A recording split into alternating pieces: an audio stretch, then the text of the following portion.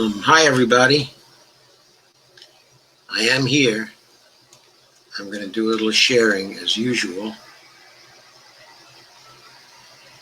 So please excuse me while I do that.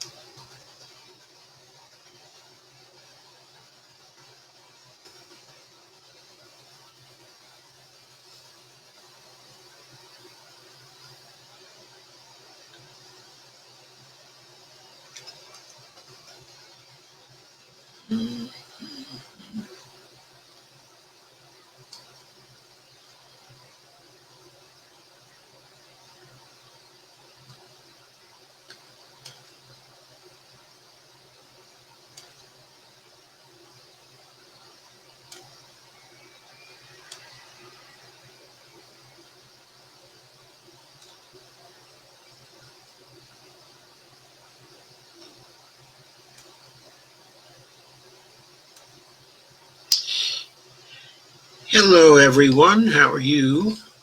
Oh my God, 69 shares already. Gee, thank you, thank you, thank you. You have done a wonderful job sharing. Nothing happening yet? Well, it's really happening. It's about to happen.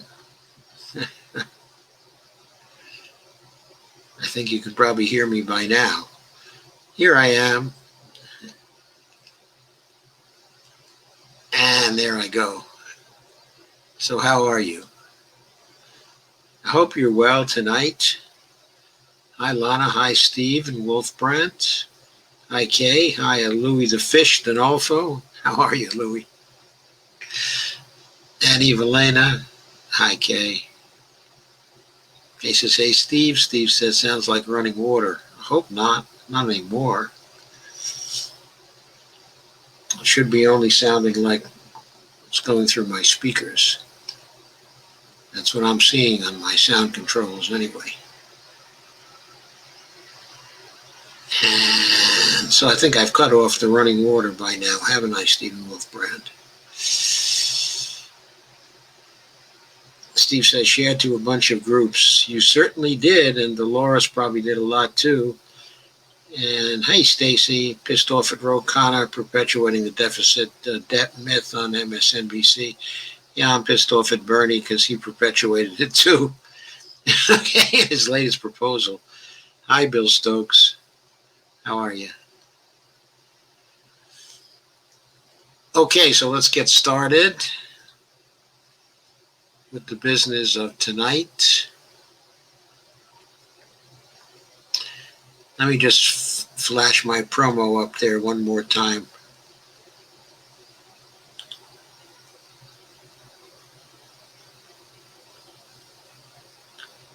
I should still be sharing it.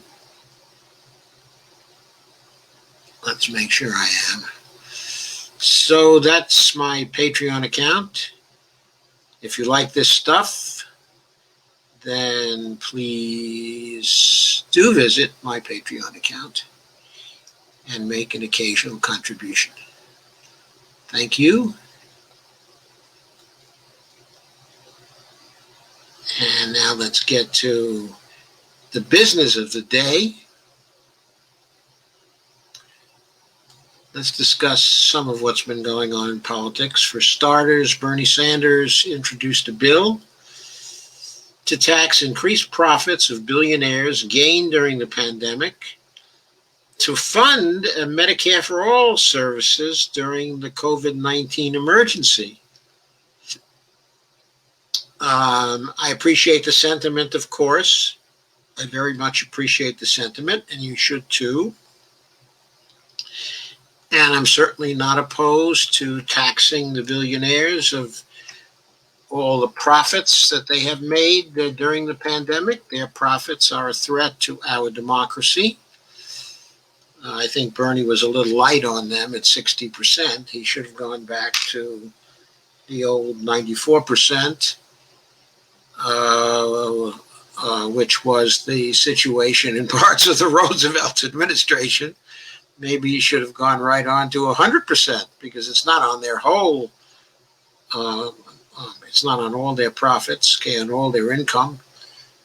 It's only on the part that they gained during the pandemic, and it's not on their wealth. They still would retain their prior wealth, which was still a danger to democracy. So there is a justification for 100% tax on the billionaires in terms of the profits they make in excess of what they made prior to the pandemic. Also, I want to note that Joe Biden says he won't stand in the way of prosecution of Trump by his attorney general if the Department of Justice makes such a decision, that, in other words, Trump should be prosecuted, even though he doesn't think it would be very good for democracy. And of course, he was asked a question like this because people became afraid he would go ahead and do what Gerald Ford did for Richard Nixon and groan and moan how it would be harmful to have a president. The country was divided enough. The country had suffered enough. So Nixon was going to be pardoned.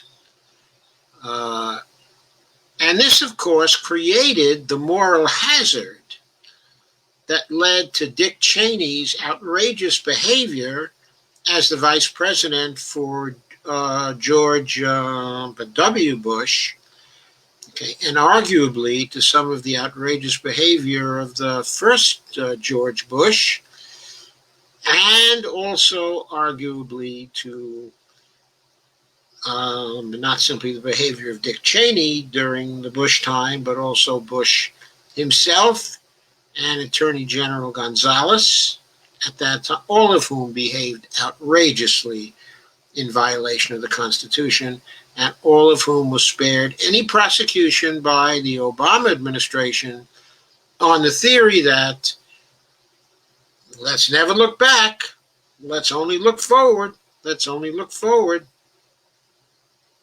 So the moral hazard persisted, and that led to Donald Trump, confident for much of his presidency that he was going to get away with it and that he was never going to be prosecuted because he just went on breaking the law, went on defying the emoluments clause of the Constitution, both the foreign emoluments clause and the domestic emoluments clause of the Constitution. And he's worked his presidency so that he and his family could profit. And so we always have to keep that in mind. So this is good news that Biden is saying he won't stand in the way of prosecution.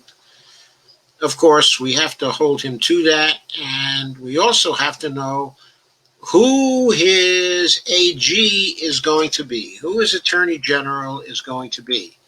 Because we want an attorney general that is going to establish that presidents cannot break the law while they are in office and escape prosecution for it. I know it's unresolved as to whether you can prosecute a president, as to whether he's in office. The Justice Department, of course, has ruled that you can't, but they're not the operative rule here. The Supreme Court hasn't really spoken.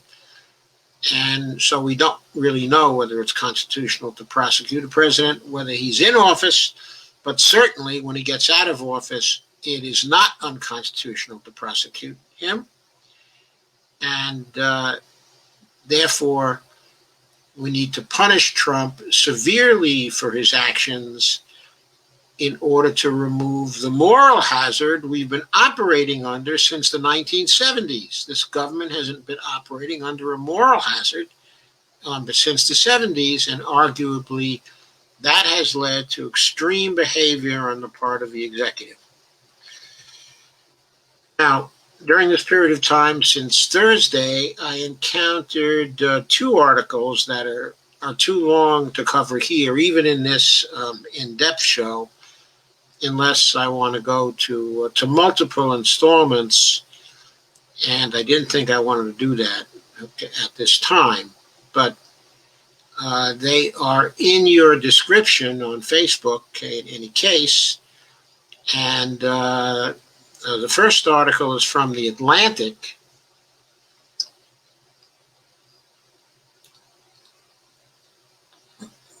And this is the best article that I've seen on coronavirus failure here in America and its multiple causes.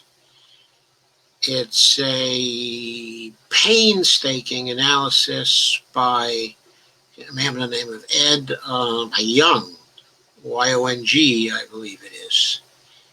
And he did a really good job. I was so pleased to see this article. I think that Young did a really, really good job. And you ought to take the time to read this article. It will be long. It may take you a couple hours to read it. There's a lot of careful stuff to read in it, but it is really an exemplary article. Really unusual. Then there's also another article, which is called How the Fascists Won World War II.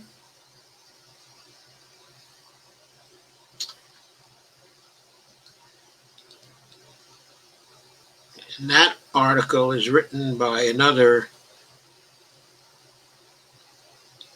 shall we call him an aged man rather than an old man. His name is H. Bruce Franklin. It was written on August 6th, and it describes how the fascists won World War II. And that is a brilliant article.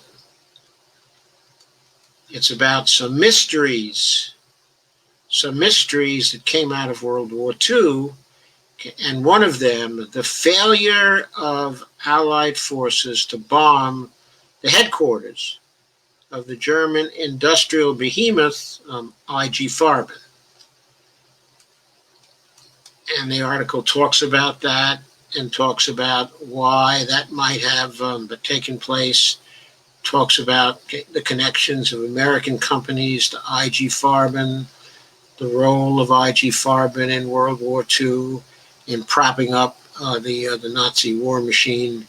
And it's just a very, very extensive article and historically very, very important.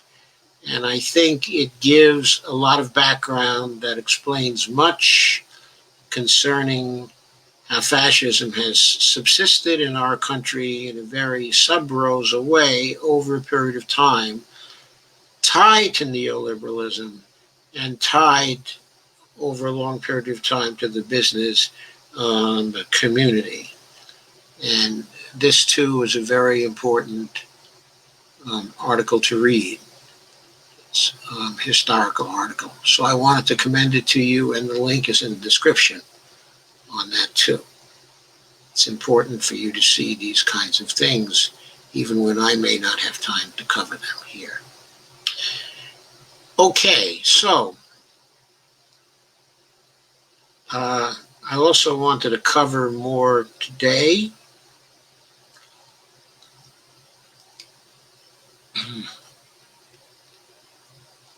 I'm going to start going through articles by sharing, once again,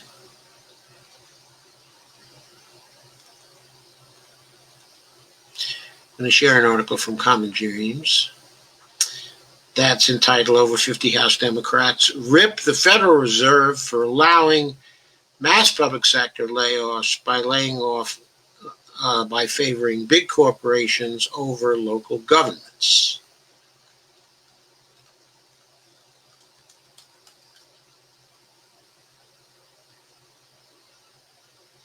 I think this article is generally very well taken. In other words, there seems no reason why the particular liquidity facility known as the municipal liquidity facility that was part of the CARES Act has not been used to give to cities the same kinds of terms, okay, as businesses have gotten under the CARES Act. The cities, which have a $500 billion state and local aid initiative launched, okay, in April, the harsh terms and penalty rates specified by the Fed for that particular facility have made the program functionally unusable for the vast majority of the state and local governments that technically, okay, are eligible, unquote. That's quote from a letter from a group of 50 House Democrats written to Fed Chairman Jerome Powell, otherwise known as Jay Powell. And quote again from the letter, there have been 1.5 million public sector layoffs since March. Unless the Fed aligns its assistance to state and cities with its emergency lending to the private sector, mass unemployment and emergency conditions will persist for years, the lawmakers wrote. Quote, to that end, it must be noted that many of the Federal Reserve's corporate lending programs contain terms that are far more favorable than those included in the MLF.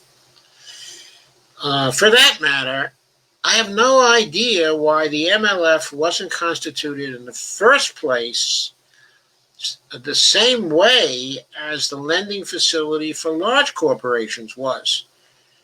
That is, constitute a $500 billion state and local aid initiative fund at the Treasury Department that would be deposited over at the Federal Reserve to back a $5 trillion state and local loan program for the states in order to alleviate the hardships that the states are suffering because their tax revenues, which they require to fund things, have collapsed during the pandemic.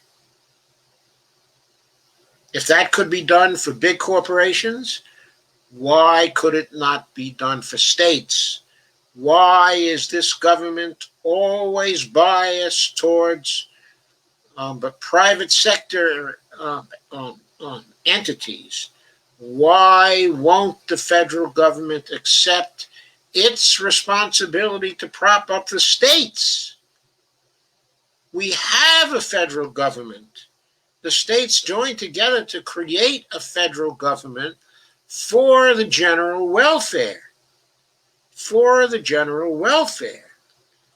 And they gave powers to the federal government that they did not have so that the federal government would be able to help the states during times of need.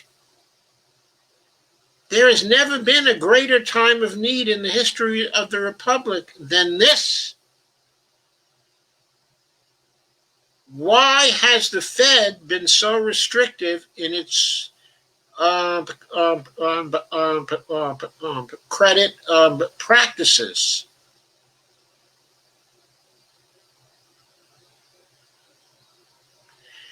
Right now, the credit terms for the private sector involve interest rates that are very close to zero.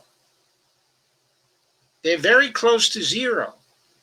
And under certain conditions, the loans will not even have to be repaid in certain instances. Why should the federal government be discriminating against the state governments? I know why Donald Trump wants to, because many of the states are run by Democrats. And he wants to punish those states that have elected Democratic governors to get them to vote for the Republicans. That's outrageous partisanship that cannot apply in the area of federal aid to states. And by the way, under the Democrats, did not apply when it came to federal aid to states. In fact, the lion's share of federal aid has always gone, year after year after year, to the states that were poorest, which invariably were red states. You did not see Democratic presidents discriminating against the red states, nor should the Trump Treasury Department or the Fed be discriminating against state and local governments in general. There should be a fund for those, the same way there's a fund for the large businesses. There should also be grants to state governments, as well. Let's take the $1 trillion that Nancy Pelosi is trying to get for the states. How about grants of $500 billion to the states? And how about a fund being set up at the Federal Reserve with $500 billion to back it? Oh, I forgot. The states can't go bankrupt. So maybe the Fed can afford to lend money to the states at the same level as it's doing to business, with a smaller degree of protection than it's using for the corporations. Instead of having a $460 billion slush fund that is over at the Fed, backing Fed loans, how about just a $100 billion slush fund backing a $5 trillion loan fund for the states? How about that? At the same interest rates that the Fed is offering for private business. Quote, without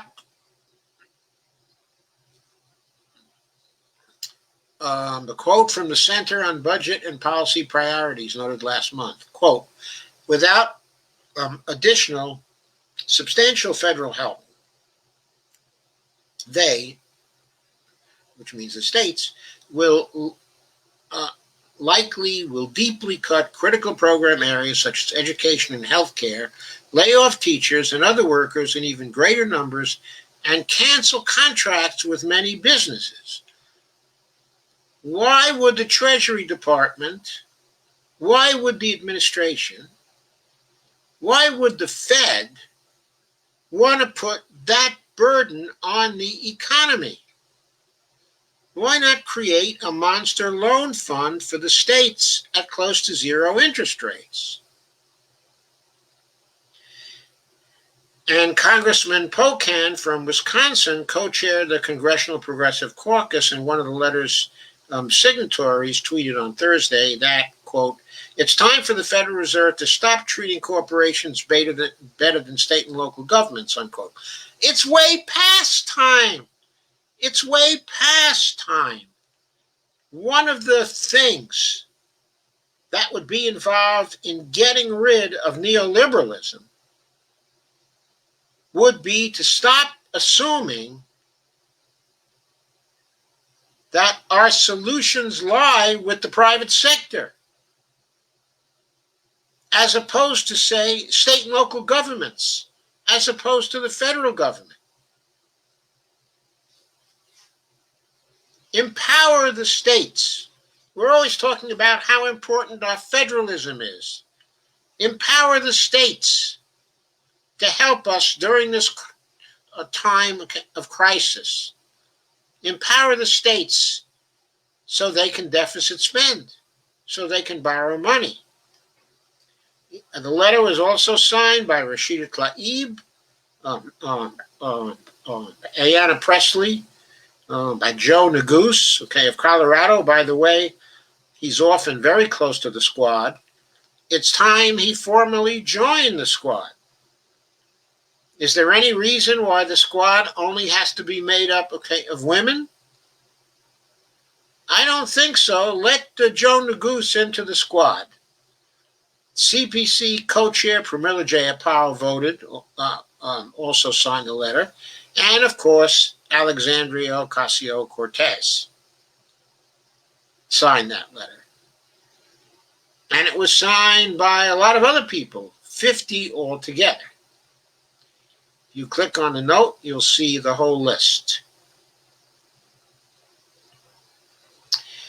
And Bharat Ramamurthy, who is a member of the Congressional Oversight Committee tasked with oversight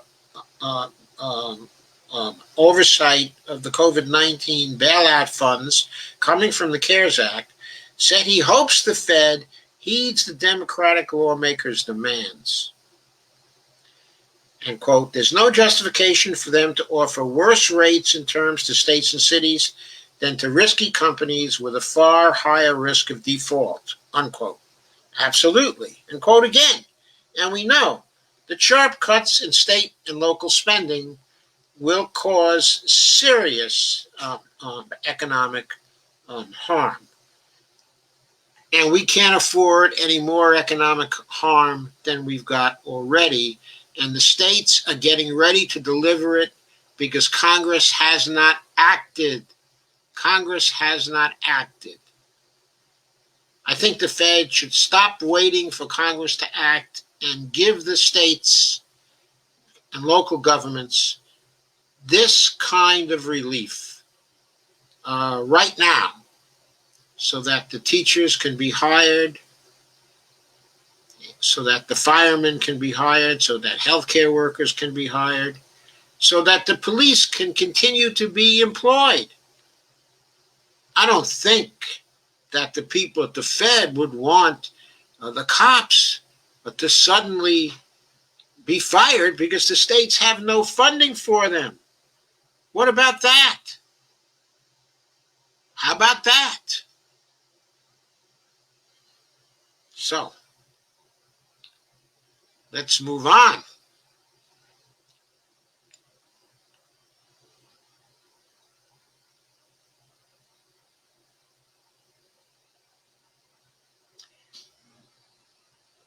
Let's get into, one more thing. I'm remiss. I should have announced this first of all.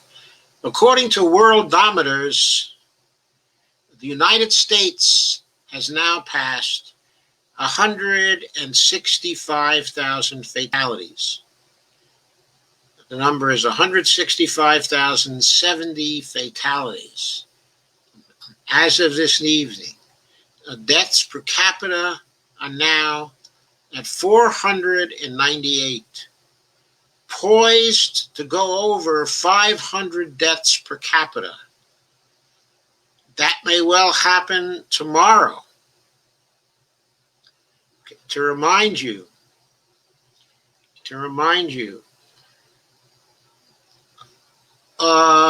neglecting very small places like Andorra and San Marino,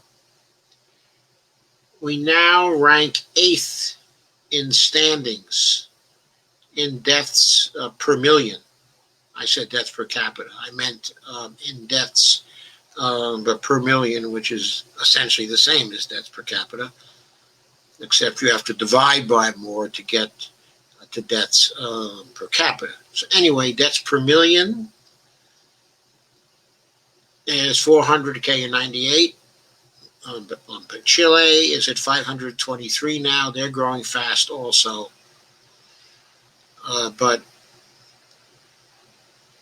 they are the country that we are most likely next to pass in deaths per million. And Chile now standing at 523. And Brazil is rapidly approaching us. Specifically, we have 25 deaths per capita to go to catch Chile, and Brazil has 25 deaths per capita to go to catch us. They're at 473. A grim statistic and a grim negative contest. So,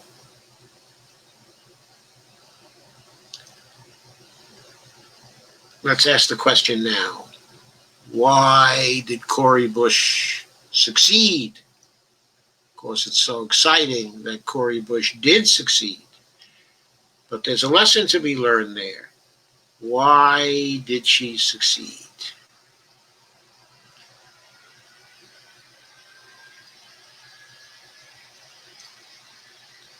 I got that shared. I don't know. I have to refresh my Facebook page to find out.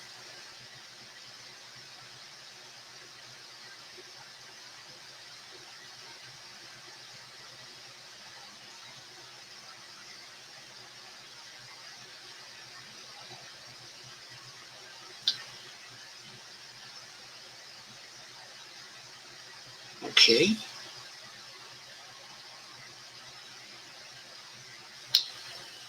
So there we are.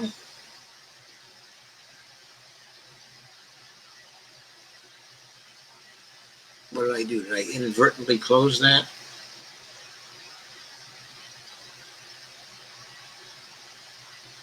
Seems like I did. I'm still sharing it, but I inadvertently closed it.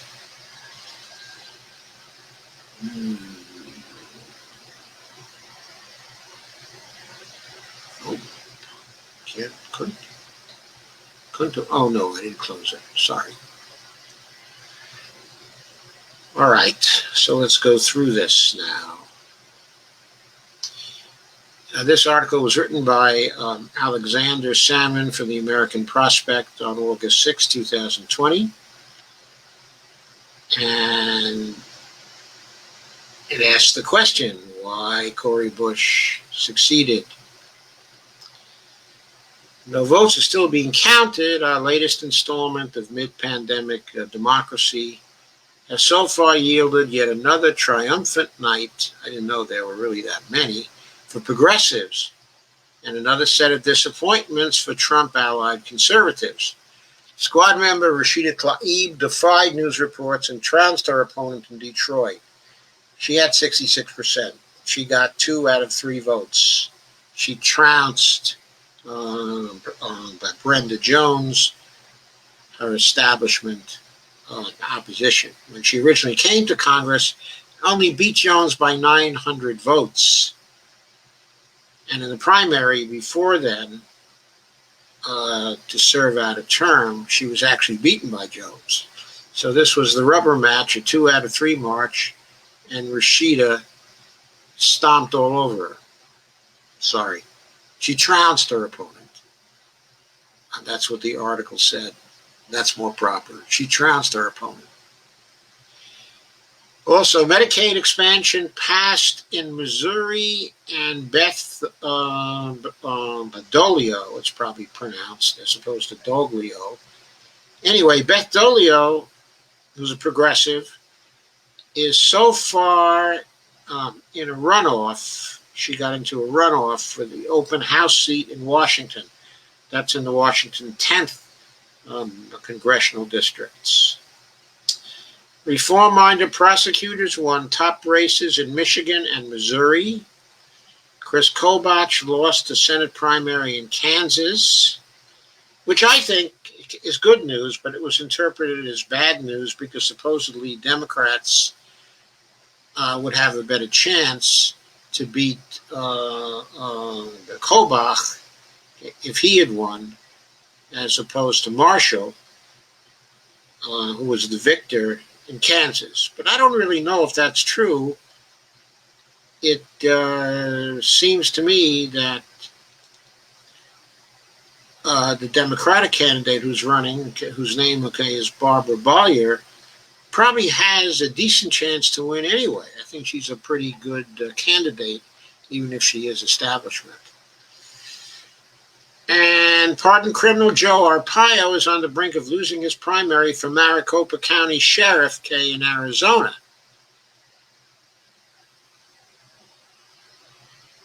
But the night belonged to former nurse and activist Cori Bush, who got Tuesday's highest profile win, which may well be the most impressive victory for the progressive flank of the year. And everybody is saying things like that because Cori Bush is a Black Lives Matter activist who rose to prominence in Ferguson during the protests in Ferguson, who ran for the Congress in 2018 and who would have been part of the squad, but she was defeated then by Lacey Clay by 20 points. It was a good showing for her because it was her first run. She'd never run for office, even. So that was a critical race, but she lost. But she came back fighting. And she got through a bout with COVID. And she won. And Clay and his father had held that seat for 52 years.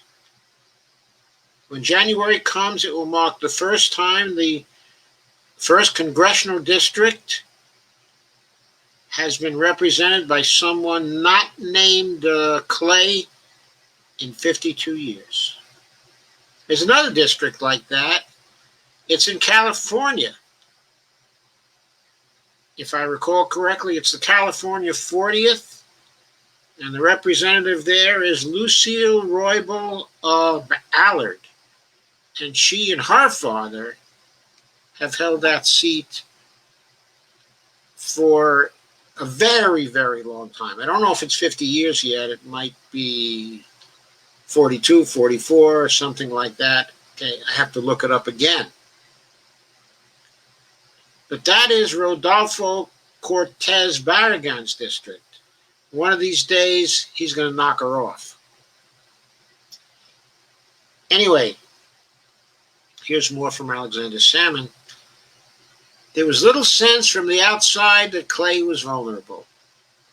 In the run-up to Election Day, Bush's race was optimistically compared to Jamal Bowman's June primary against Elliot Engel. But there were plenty of reasons to doubt that that particular result could be replicated. Bowman's trouncing of Engel in New York, an earlier progressive primary scout, was in part a function of Engel's abandonment of his district and a series of stunning gaffes, like refusing to appear in his own district and getting caught on a hot mic saying he wouldn't care about speaking about coronavirus at a community event if he didn't have a primary. Anyway, going back to Clay, who was chastised from the left for his coziness with payday lenders and predatory Wall Street financiers, and spurning St. Louis's Black Lives Matter activist cruise to victory over Bush in 2018 by 20 points. He kept Alexandria Ocasio-Cortez, who appeared in support of Bush last cycle, out of the race by endorsing the Green New Deal. In other words, he traded his endorsement of the Green New Deal in return, I guess, for a promise from Alexandria saying she wasn't going to endorse Corey this time around. In fact, the only congressional Democrats to endorse Bush was Bernie Sanders, who did so back in January. Okay, and Bowman, when he won the primary, endorsed her, but of course he's not a congressman yet. Clay was able to keep the leftist Democrats who came in for Bowman out of St. Louis and own the support of the Democratic establishment and the Congressional Black Caucus, including vice presidential hopeful Kamala Harris. Only a few progressive groups, important ones, as I'll explain later, stuck their neck out for Bush. Okay, not only Kamala Harris didn't give her an endorsement, but Karen Bass didn't give her an endorsement either, which would have been a very important endorsement for her. But of course, Lacey Clay and Kamala Harris are very close in the CBC. So how did Clay manage to squander a half-century of name recognition and community support? Part of it was the laziness that sets in on longtime members who aren't challenged seriously for decades. Clay had family members staff his campaign. an arrangement that isn't illegal, but it speaks to the perception of the campaign from the incumbent as a money-making formality rather than an exchange of ideas. He didn't raise too much money for the campaign. Much of what he did raise went to assist his law firm and her husband's sketchy, quote, internet engineering, unquote, company. As a result, Bush was able to significantly outspend Clay on TV and radio in the final weeks. And you know, Bush raised all that money from the grassroots. She doesn't take any corporate money. She doesn't take any PAC money. Only in the final weekend did Clay take Bush seriously, going negative on her repeatedly in mailers. The late, very negative attack ads are a sure sign of trouble, says Dave. Says Salmon in this case. This is Alexander Salmon, I'm sorry. Second, Bush had a battle-hardened set of insurgent campaigners behind her, capitalizing on a massive mistake by the DCCC, the campaign arm of House Democrats. They created a blacklist last year that barred campaign organizations and consultants who work for primary challenges to incumbents from working on any DCCC-sponsored campaigns. This, of course, was supposed to starve the primary challengers of talent, but it had the opposite effect, creating a pool of progressive campaigners who solely work on these types of races, learning from their experience and growing in knowledge and sophistication. Justice Democrats and fight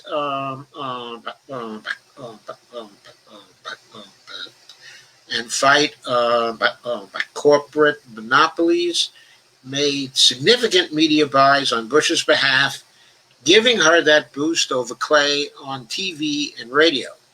Sunrise Movement, who also endorsed her, led a phone banking blitz. A Matriarch, an organization supporting progressive working women that Bush co-founded, and also Nomiki Konst, I believe, is another co-founder of that group. But they provided some budget and messaging and campaign filing support, some of the nitty-gritty of politics, as well as building infrastructure for the grassroots. This blueprint unveiled in the Bowman race looks like a real winner, and these particular groups should have the entire corporate wing of the party on high alert. All eyes will now turn to Massachusetts' 1st District, where these groups have thrown their support behind Alex Morse, the mayor of Holyoke, Massachusetts, in his attempt to oust Richie Neal, the epitome of a corporate Democrat. Finally, the race revealed the changing zeitgeist in the country and the ways in which this has vexed the Congressional Black Caucus, which Clay's father co-founded. While the country's seen a massive outpouring of public support for the Black Lives Matter movement, the tens of millions participating in marches against police brutality in the aftermath of the murder of George Floyd, the CBC has found itself as something of a bulwark against pro-Black movement politics, with its loyalty to incumbents winning out over any other political commitments. In other words, the Congressional Black Caucus isn't serving Black movements at this time. It needs to change. Democratic Party leadership has turned to the CBC for suggestions on legislation to curb structural racism and police brutality, hoping to capitalize on the popular movement to help boost turnout in the fall.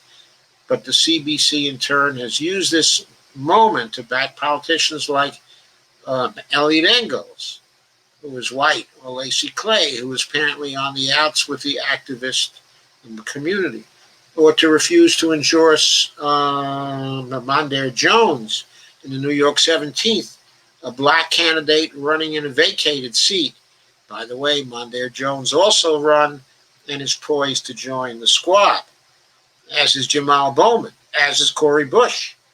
Bush, a Ferguson activist who has favorably responded to calls to defund the police, will become arguably the foremost Black Lives Matter candidate in the House, and she will have gotten there by overcoming the Black caucus.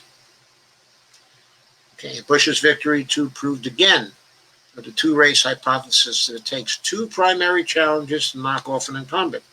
That logic held earlier this year.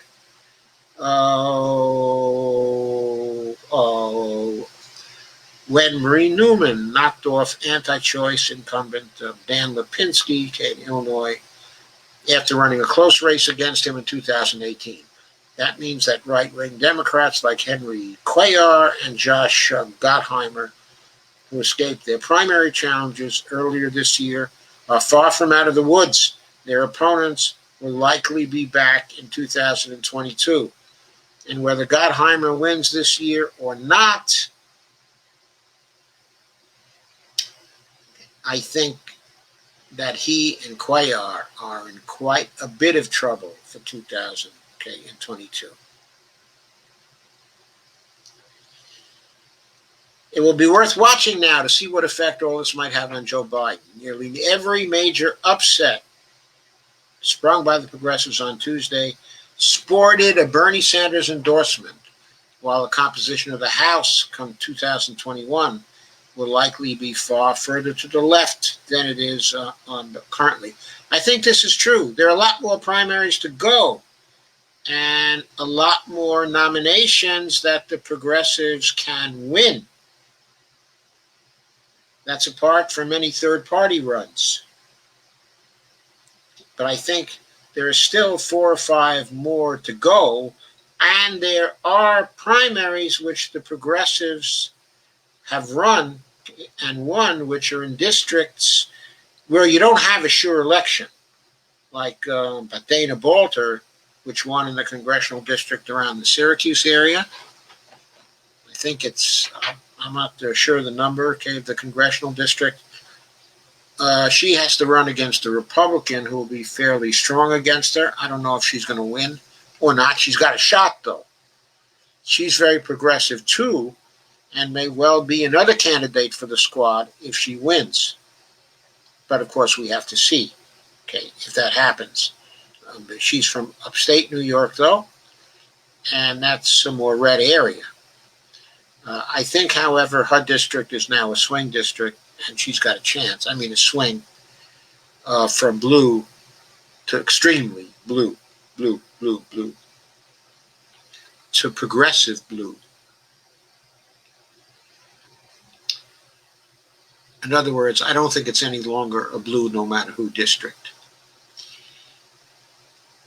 Article finishes by saying that's the direction the party is headed, despite nominating Biden for president. It would be interesting to see if he shows an understanding or defiance of that with his vice presidential pick.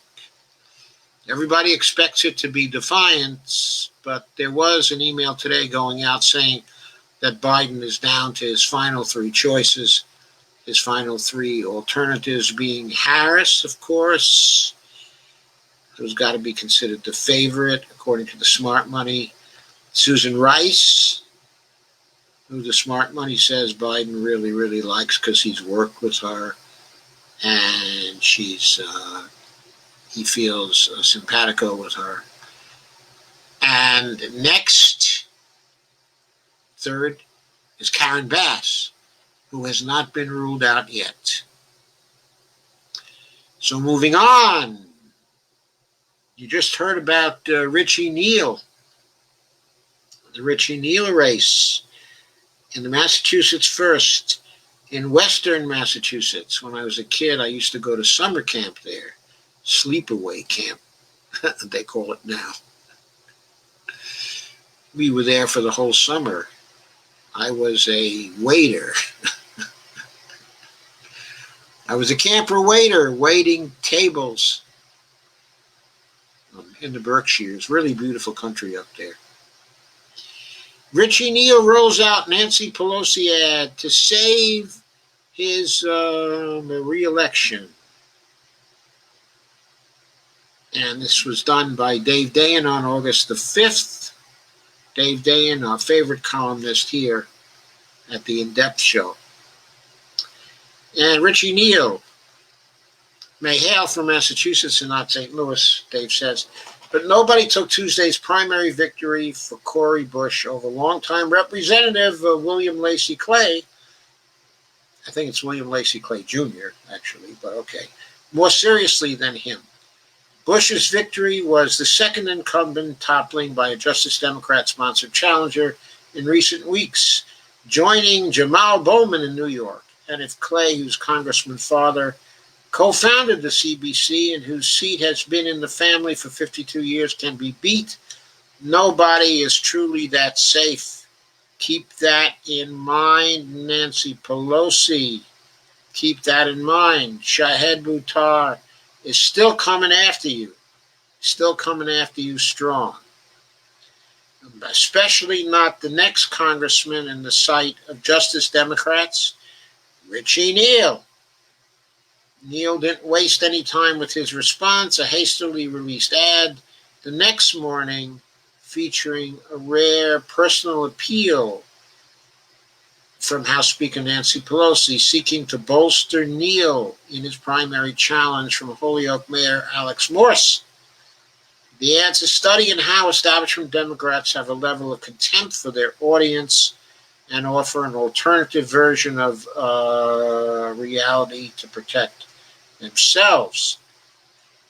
And Nancy said, when I needed someone to lead the fight against Donald Trump, I asked Richie Neal because he doesn't back down from anyone, Pelosi begins. Neal, in fact, says Dave, correctly, backed down from challenging Trump directly for months, shying away from an effort to secure the president's tax returns. He waited several months to request the tax returns.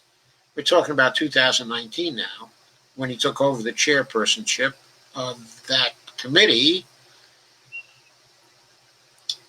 He waited several months to request the returns, which is under the authority of the House Ways and Means Committee he chairs. Neal was more interested in getting Trump's signature on a bipartisan retirement security bill, which facilitated the appearance of high-cost annuities in 401k plans, a gift to some of Neal's biggest insurance donors. Neal is bought by the insurance industry. And he's been a big stumbling block when it's come to Medicare for All. A big stumbling block. He's one of the people blocking Medicare for All in the House. The request for the taxes, he won't bring up the Jayapal bill. He won't bring it up. H.R. 1384. Won't bring it up for a decision. The request for the taxes went out the day after the retirement bill passed his committee, then stalled for months to issue a subpoena and make the necessary demands to expedite the request. The issue ambled through the courts, and a recent Supreme Court decision ensures there will be no release of the tax returns before the election, not unless the state of New York gets the tax returns and decides to release it themselves. And Dave points out, this is the work of the fighter who, quote, doesn't back down from anyone. Quote, when COVID-19 struck, I trusted Richie to negotiate the best deal for working people, unquote, Pelosi adds. Himself has talked about his role in the CARES Act, the bill responding to the coronavirus. He said in a virtual event at the Edward M. Kennedy Institute, the video of which has now been made private in transparent fashion, that he, quote, he immediately sought out Bob Rubin, unquote, to gather expert advice on the subject. Bob Rubin, of course, is the banker and Clinton-era Treasury Secretary from Citicorp, Treasury Secretary who is as responsible as anyone for the Democrats' right turn towards neoliberalism and fealty to Wall Street. No surprise then that the bill included a $4.5 trillion Federal Reserve money cannon designed to inflate asset prices and put large corporations and investors completely at ease during the anxiety of the crisis, which also means there's no pressure on Congress to do anything to help the regular people because the large corporation investors feel completely at ease. They don't have any anxiety. We need them to have anxiety. Richie Neal and Nancy Pelosi made them comfortable. While the Fed's money haul was massive enough to be effectively unlimited, aid for individuals and small businesses was all temporary and is now run out. It is unknown how much of that is the result of Rubin's advice. But if Pelosi is saying that Neal forged the, quote, best deal for working people, and Neal says Rubin was his North Star in that particular negotiation, we can conclude on those terms that Neal at least didn't object to a bill framed with permanent inequality fueling support for corporate America and temporary aid for everyone else. Lack of state and local government support in particular created the damaging dynamic of cash-starved governors and mayors itching to reopen their states prematurely, which they did, leading to a surge of coronavirus cases. The structure of the CARES Act that Neal played a role in designing, in other words, helped push America into a world's worst position in fighting the virus. The rest of the ad talks about how Neal, quote, delivers for his district, unquote. The kind of transitional political pitch that has less resonance in a more ideologically active age, which this one is fast becoming. Neal did not deliver for Massachusetts or the country when he personally intervened to block a fix to surprise medical billing, leaving millions of patients, including his constituents, vulnerable to huge medical costs. The private equity firms and insurance companies that profit from the status quo are grateful to Neal for that and have plied him with campaign donations.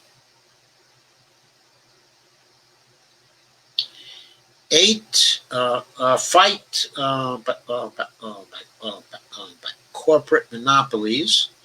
The organization that highlighted Neal's surprise billing issue with ads in Massachusetts also ran ads against William Lacey Clay in the Cori Bush race. Justice Democrats, which helped Bush to victory, has Neal in the crosshairs. The same forces that have been surprisingly successful with targeted attacks on incumbents not serving their constituents have been targeting Neal for months. That doesn't mean they'll be successful necessarily, but Neal wouldn't have brought out his big gun and ad for Nancy Pelosi if he were ultra confident. Clearly, progressives have the chair of the House Ways and Means Committee nervous, and if the content of this ad is any indication, he should be.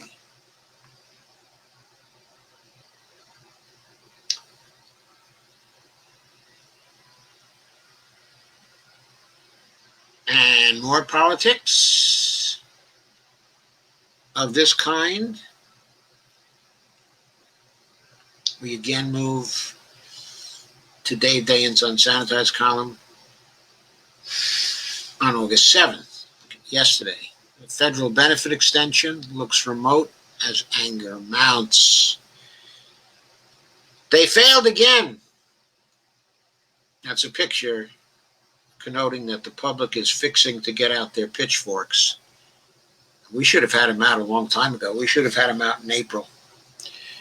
If talks between Democrats and the White House on a coronavirus relief package one already in a dire state, today's better than expected jobs report throws a further wedge into them. Superficially, 1.8 million people gained work in July, and the unemployment rate fell to 10.2%. But that is still down 11.3 million jobs year over year, with only about 40% of the jobs recovered since the beginning of the pandemic. The report benefited from a seasonal adjustment to education hiring that made it look like 245,000 state and local education jobs were gained in July. I explained that seasonal adjustment here. Yes, he explained that it was supposed to be even a larger seasonal adjustment, as he says in the next half sentence. But even that's bad news because the seasonal adjustment was expected to bring at least 500,000 phantom jobs. It means education cuts are more extreme than expected. Because it beats expectations, however, you're likely to hear crowing from the White House. Never mind that this again shows the lack of a, quote, disincentive to work, unquote, from enhanced unemployment. But it's still a worse report than May or June, reflecting a deceleration of workers returning after April lockdowns. Add the 8.4 million involuntary part-time workers. Here's a good report on involuntary part-time, suggesting that number is higher. And you have nearly 20 million Americans in a difficult situation, and the 600 a week that was sustaining them is pretty well run out. Of course, you know by now that Trump has put an executive order in claiming to deliver $400 a week in unemployment insurance to people, to pay for which he's shifting funds from an emergency fund, okay, a federal emergency fund that has $80 billion, and he's going to use it to pay enhanced unemployment claims. That may well be illegal. It will be challenged in court. It's difficult, okay, for the president to sustain that because, of course, Congress is supposed to control the purse strings, and that money was never for unemployment insurance. To say more about that, Trump's executive order cuts down the 600 a week to 400 a week for fear of giving people too much of a disincentive to stay home when they could be working. So he still insists on depriving people of $800 a month when he could just as easily have gone forward with the 600 a week. Anyway, the $80 billion is only going to last a month. So it's not a very good solution to the problem. He did do another executive order. He extended the moratorium on federal evictions. I think he can do that, okay, using his authority. He's probably going to get away with that. There's another questionable executive order coming down, though, not dealt with in this particular column, and that is his payroll tax withholding thing. He thinks that he can tell the agencies of the federal government, the Treasury Department, to refrain from collecting the FICA contributions, to refrain from collecting them.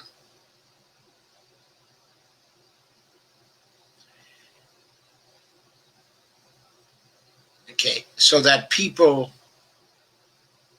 would be able to get them. There's a little difficulty with this, though. Okay.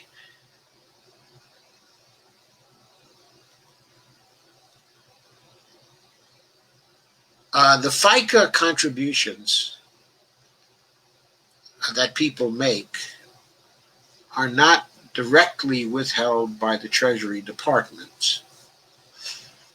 They are withheld by employers. who also make a contribution to that, of course. And then both the workers' contributions and the employers' contributions are collected by the Treasury Department. Now, the Treasury Department has been ordered not to collect those taxes.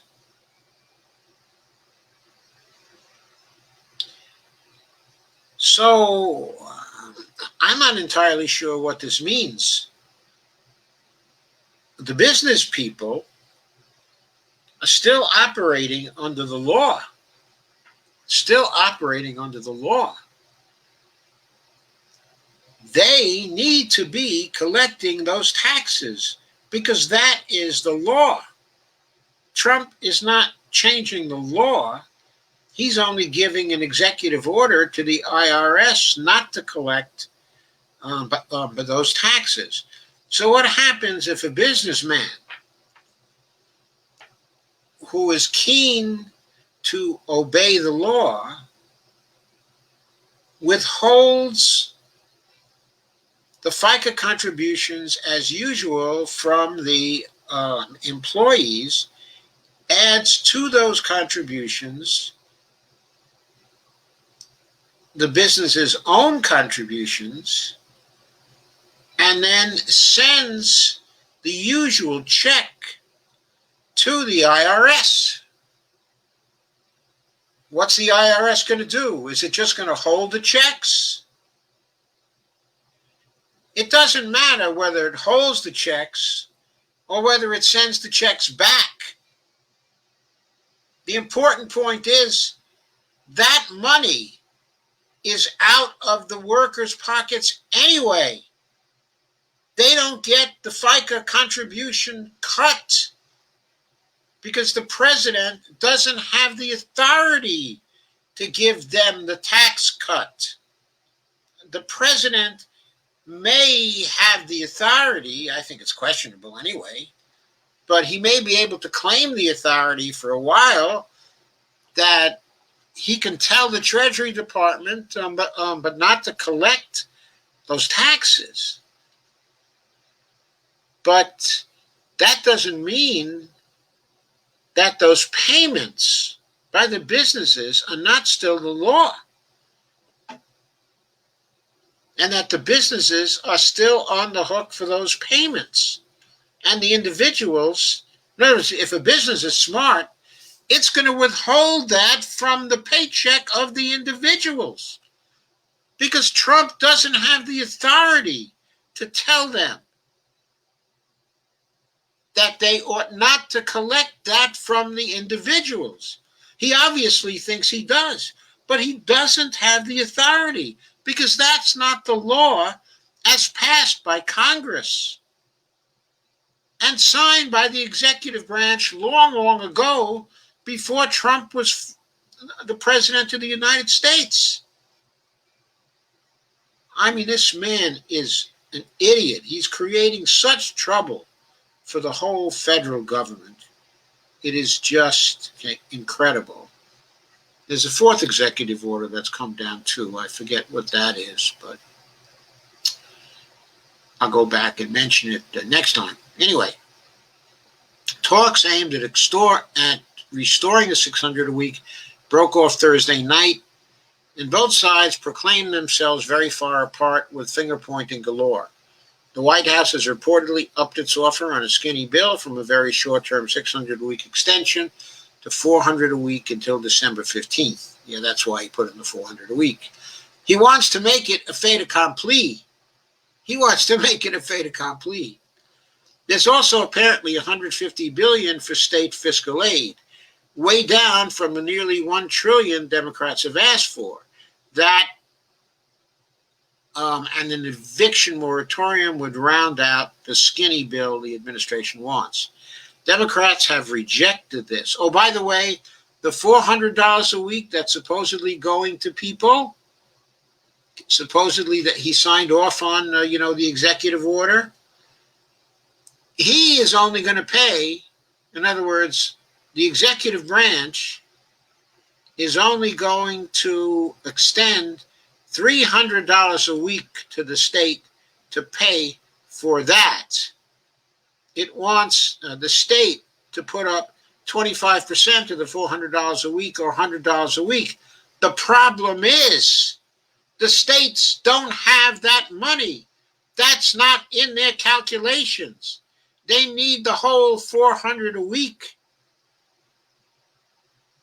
And by the way, why would they pass through the $300 a week when it's doubtful that the executive branch has the authority to send them the $300 a week?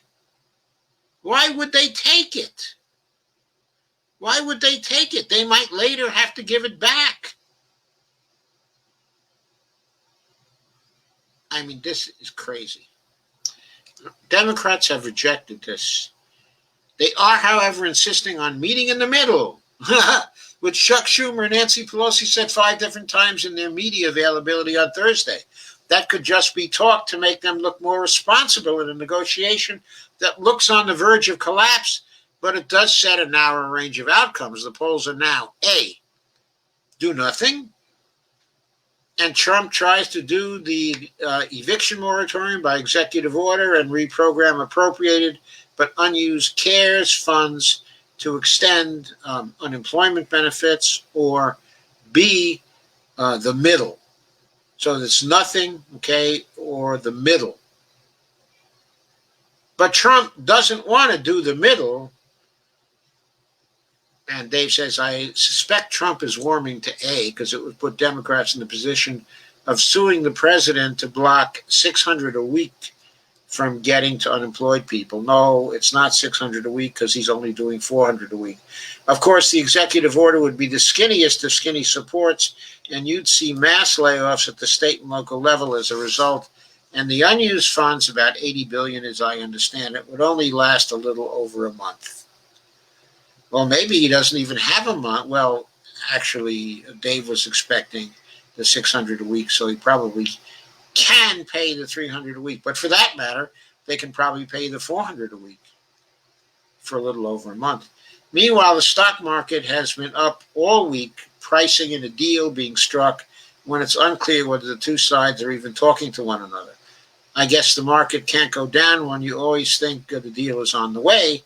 And with the Federal Reserve bazooka still in reserve, the money cannon that is, asset prices are generally safe.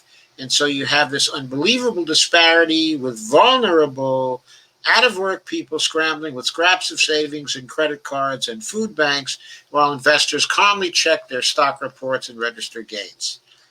This is how you get legislation like the bill Senator Bernie Sanders, independent of Vermont, released yesterday. A 60% wealth tax on billionaire gains since the pandemic to be used for reimbursement of all health costs for people for the next year.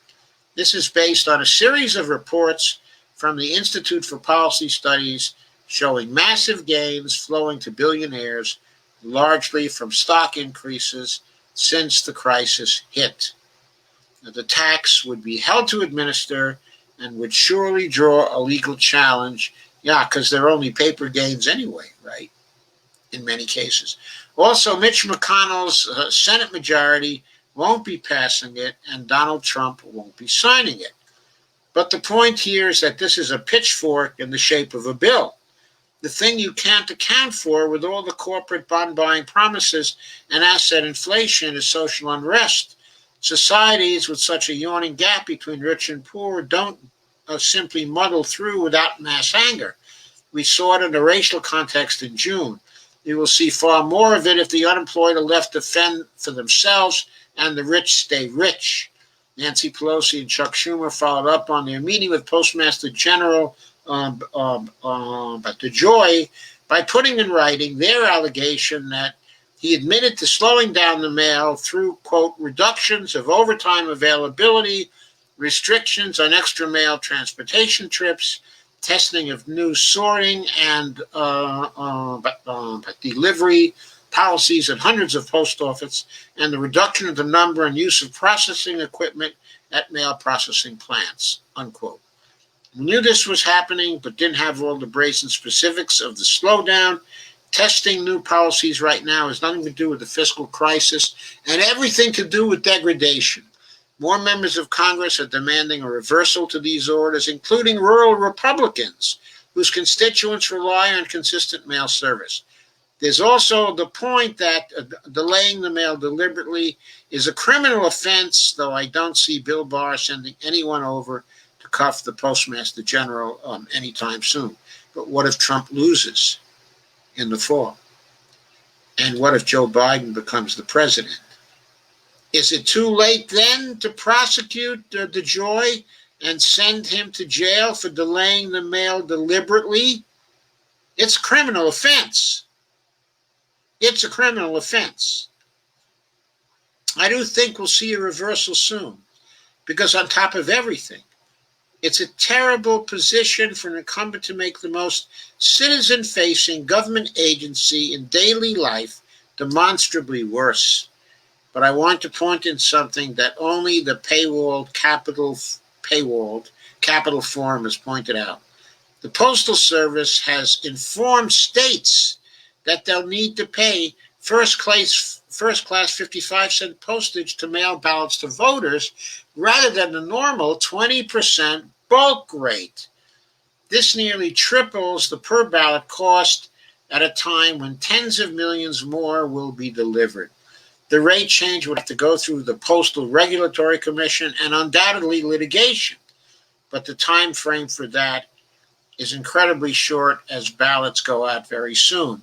A side benefit of this money grab is that states and cities may decide they don't have the money to mail absentee ballots and will make them harder to get, which is exactly the worst case scenario everyone fears. Days without a bailout oversight chair, 134. So, that covers that. I see I've used almost all my time tonight, and we'll need to turn to your comments. I did put links to 2 other articles in my list that I hope to cover tonight. One is from Truth Out, and it's called "Trump Isn't Failing on COVID Testing. He's Carrying Out a Brutal Plan." I may carry this over to Monday. I may not, depends on what happens, in the interim. This was done by William Rivers Pitt at Truth Out on August 6th. It's a wonderful article on Trump's brutal plan, and I recommend that you read it. It's not really that long, an article, though I don't have time to go through it anymore. And I will certainly leave it at least until next time, and maybe for good if more pregnant stuff comes in. Another very important article came out on August 5th in Counterpunch. It's by Melvin Goodman. The title of it is "Department of Homeland Security, the Ideal Authoritarian Tool." You know, the one that was created on a bipartisan basis and signed by George W. Bush in 2004. And it talks about this particular monstrosity. And, of course, it's an excellent article, especially in light of Portland and the other places Donald Trump is sending people to in order to repress civil liberties, in order to violate the Constitution, and which is creating literally a secret police. That is, police who go to these cities and who wear uniforms, which are militarized, and where the militarized police are unidentified. They cannot be identified by the public. And they may not have any authority to arrest people. It's all shady legal stuff. Trump should already have been impeached out of hand, even for attempting it. But again, the resistance formed by Pelosi and by Richie Neal is so ineffectual. It does nothing to play its role. So now I'm going to turn to your comments, and we're going to have a lot of fun with those.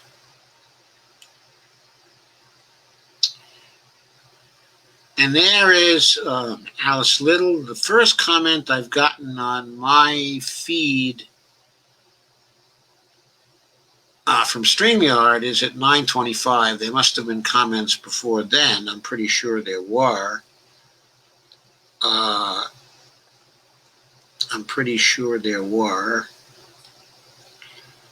So let me see what I can get before that.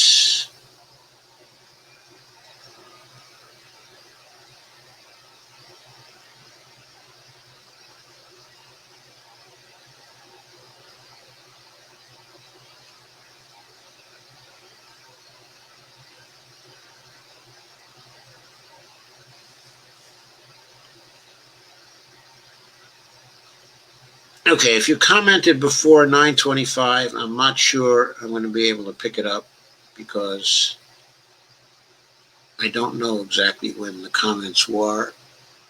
And the first one I get on StreamYard is at 9:25. It was by Alice Little, who asks, and because they are considered essential services, since I missed the first part of that, I cannot actually reply to it. Alice next said at 9:27, because they're not beholden to taxpayers, they are beholden to the CAOs who gave them kickbacks. That's why lobbyists really should be outlawed instead of perceived as business, okay, as usual.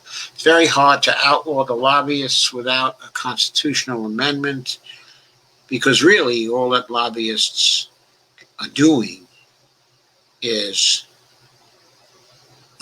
exercising their free speech. What you could probably do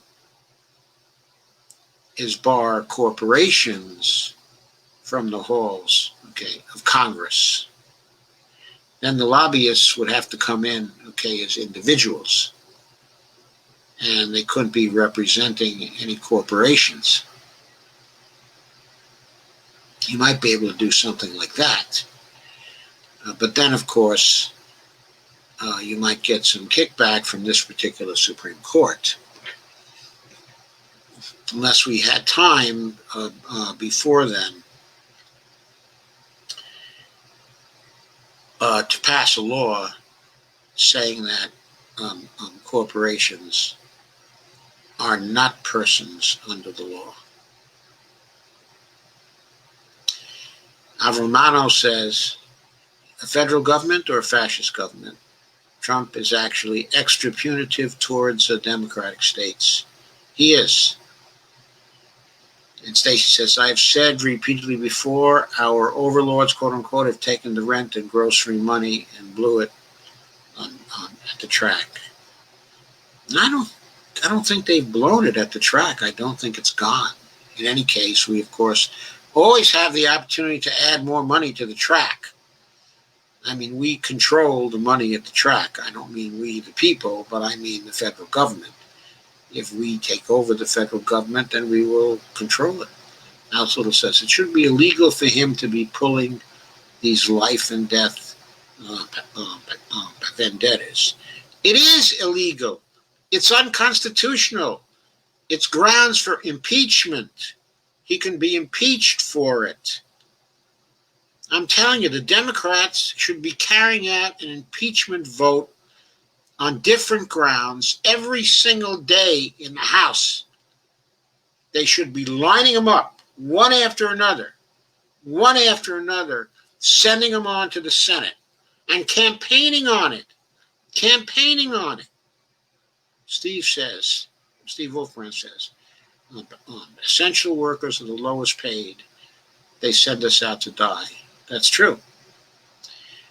And Alice says, talking to my 85-year-old stepdad today, well, he's older than I am, a little bit. He was warning me, quote unquote, about the dangers of the liberal deep state and that China is trying to kill Americans with this virus. This man has an EDD, in education. Well, I'll be happy to talk to him on Facebook if he's got some questions. I mean, I agree that there is a danger, okay, of the deep state. I would not agree that it's a liberal deep state in any sense. It might be a neoliberal deep state, okay, but I don't think it's China that's trying to kill us with this virus. I think it's President Trump who's trying to kill us with this virus. Kay says, what do you do, Steve? He's trying to kill enough people to create enough panic to make the transition to fascism work. That's what he's trying to do. And Kay asks, what do you do, Steve? Work in a store? Alvar says, look how DT is punishing democratic states just on withholding PPPs alone. Yeah, I know, but PPPs alone. He's making the democratic states spend money on the PPP that the red states don't have to spend, so that the governors of democratic states look worse. Yeah.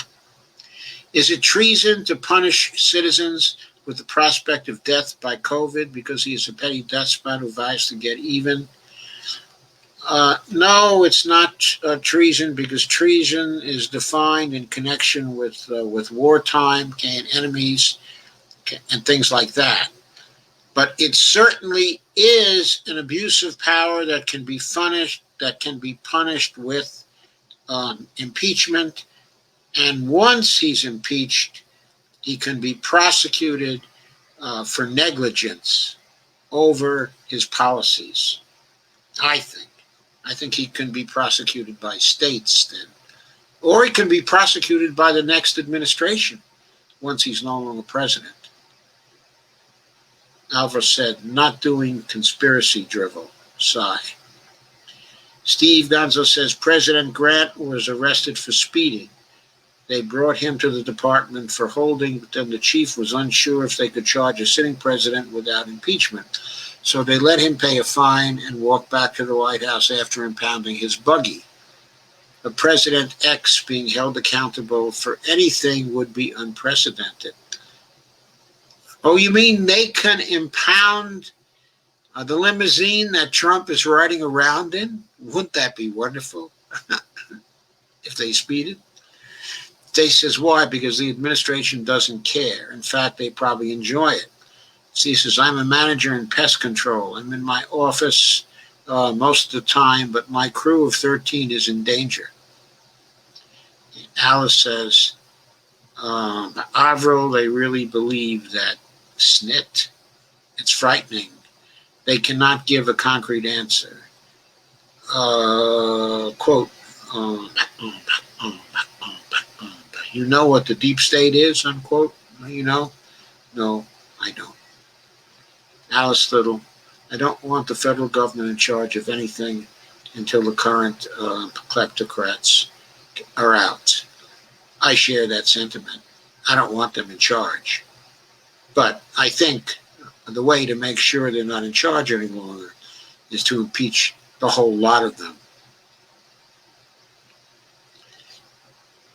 and get some acting senior executive service people who are wedded to the senior executive service. You have to start by impeaching the president, okay, and the vice president. Get the Speaker of the House in there and start firing the cabinet. And get down to little lower levels, okay, that you meet. They could impeach the president and the vice president. Then the Speaker of the House, okay, would be in line. The question is, will the Republicans go along? And of course, that is very, very difficult. Kay says, you have to feel bad when your staff gets sick, though. Shake my head. Alvaro says, that's garbage. Corporations need healthy labor to make profits for them. They're not about to let Herr Fuhrer kill off workers. And William Barrow says, thank you, Mr. Firestone. Your talks are very informative. But thank you, William. I don't know if you prefer to be called William or Will or Bill, but if you let me know, I will use the right name. Steve says, my company has people sick. I'm not in my office yet. One death last week. Seems to be creeping our way like a demon. We are freaking out. I hope you're going to work fully masked, okay, and protected with the ventilator masks, with the eye goggles, being very careful, Steve. I think you have a KN95 masks, don't you? Steve says, yes, they are. Avril says the federal government has unconstrained access to create fiat. We absolutely need and want the federal government to issue funding. They just have to stop with the artificial scarcity and needless austerity to cause desperation among the public so that they'll accept corporate funds, corporate crumbs. It's not even about just accepting corporate crumbs. It's about threatening the lives of people if they don't accept the corporate crumbs. And Republicans will tell you that is somehow a win. I don't think it's going to be a win for them. I think it's going to be a big loss for them in the fall. Alice Little says, but I do not want this federal government having oversight over those funds. They end up in corporate pockets. Well, somebody's got to have oversight. Somebody has to have oversight. What we need is people who won't allow them to get into corporate pockets. But we have Nancy Pelosi, who has appointed one person that looks like he wants to provide oversight on those funds, and then Donna Shalala, who wants to do anything the corporations want her to do. Harold says, because not enough people know #MMT. Little says, frankly, in government pockets as well. We know Trump is unapologetic about violating emoluments clauses, putting state visitors in Trump properties whenever possible. They're using our country for a piggy bank. Absolutely, absolutely. And they need to be prosecuted when they get out of government. They need to be prosecuted for fraud. It's fraud. It's fraud. They violated their oaths of office, every last one of them, collaborating in making profits for Trump from his properties. Avril says, Cory Bush succeeded because people are ready to flip this shit upside down. They says somebody somewhere brought up the fact that all of these progressives are winning, would seem to indicate that people really didn't choose Biden. What happened, Stacey, is that at the time, due in part to COVID and due in part to the very sudden withdrawals, of Buttigieg, and Klobuchar from the race, and the quick endorsements by all of them, including Obama, for Biden, and Beto too, for Biden, in Texas. I think people got stampeded. They got stampeded towards Biden. It was in the middle of COVID. They were still carrying out the primaries. People had to go to the polls, in large measure. They were afraid, of going to the polls. It looked like that sort of stuff, was going to be shut down. They panicked. They just didn't want to take the chance on Bernie anymore. If the Democrats had not, as Jamal Bowen put it, actually jumped Bernie, ganged up on him, had the contests been going along, proceeding to a conclusion, I think that Bernie would have been the nominee, and not Biden. At the time of the ganging up, but Biden was doing very badly, except in South Carolina, where he was expected to do well. Steve said, I sent $25 to Paula Jean a few minutes ago. You all should too. I can't really afford it, but we have to do it anyway. I think you're right, Steve. Sandy says, I really like her. And Steve says, Oh, hell, nobody chose Biden. Yeah, Obama chose Biden. He chose Biden, and he rounded up everybody else.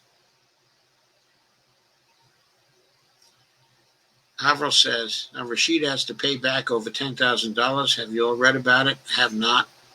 Why? Steve says Arpaio is history. Saying that 52 is too long. Steve says the times, they are changing. And Kay says people are sick of the SOS everywhere. I thought it was the POS. And the CBC is entrenched and establishment part of the corporate rightist side of the Democratic Party. I'm glad that Lacey Clay went down. I am too. I'm overjoyed.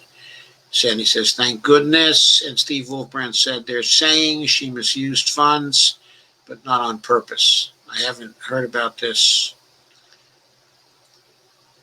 And Sandy says, I wish we could get rid of Norcross and Menendez. So do I. Howard said, I posted it. Susan said, so happy Corey won.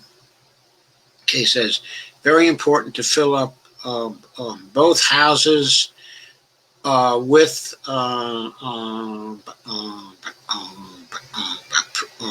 progressives.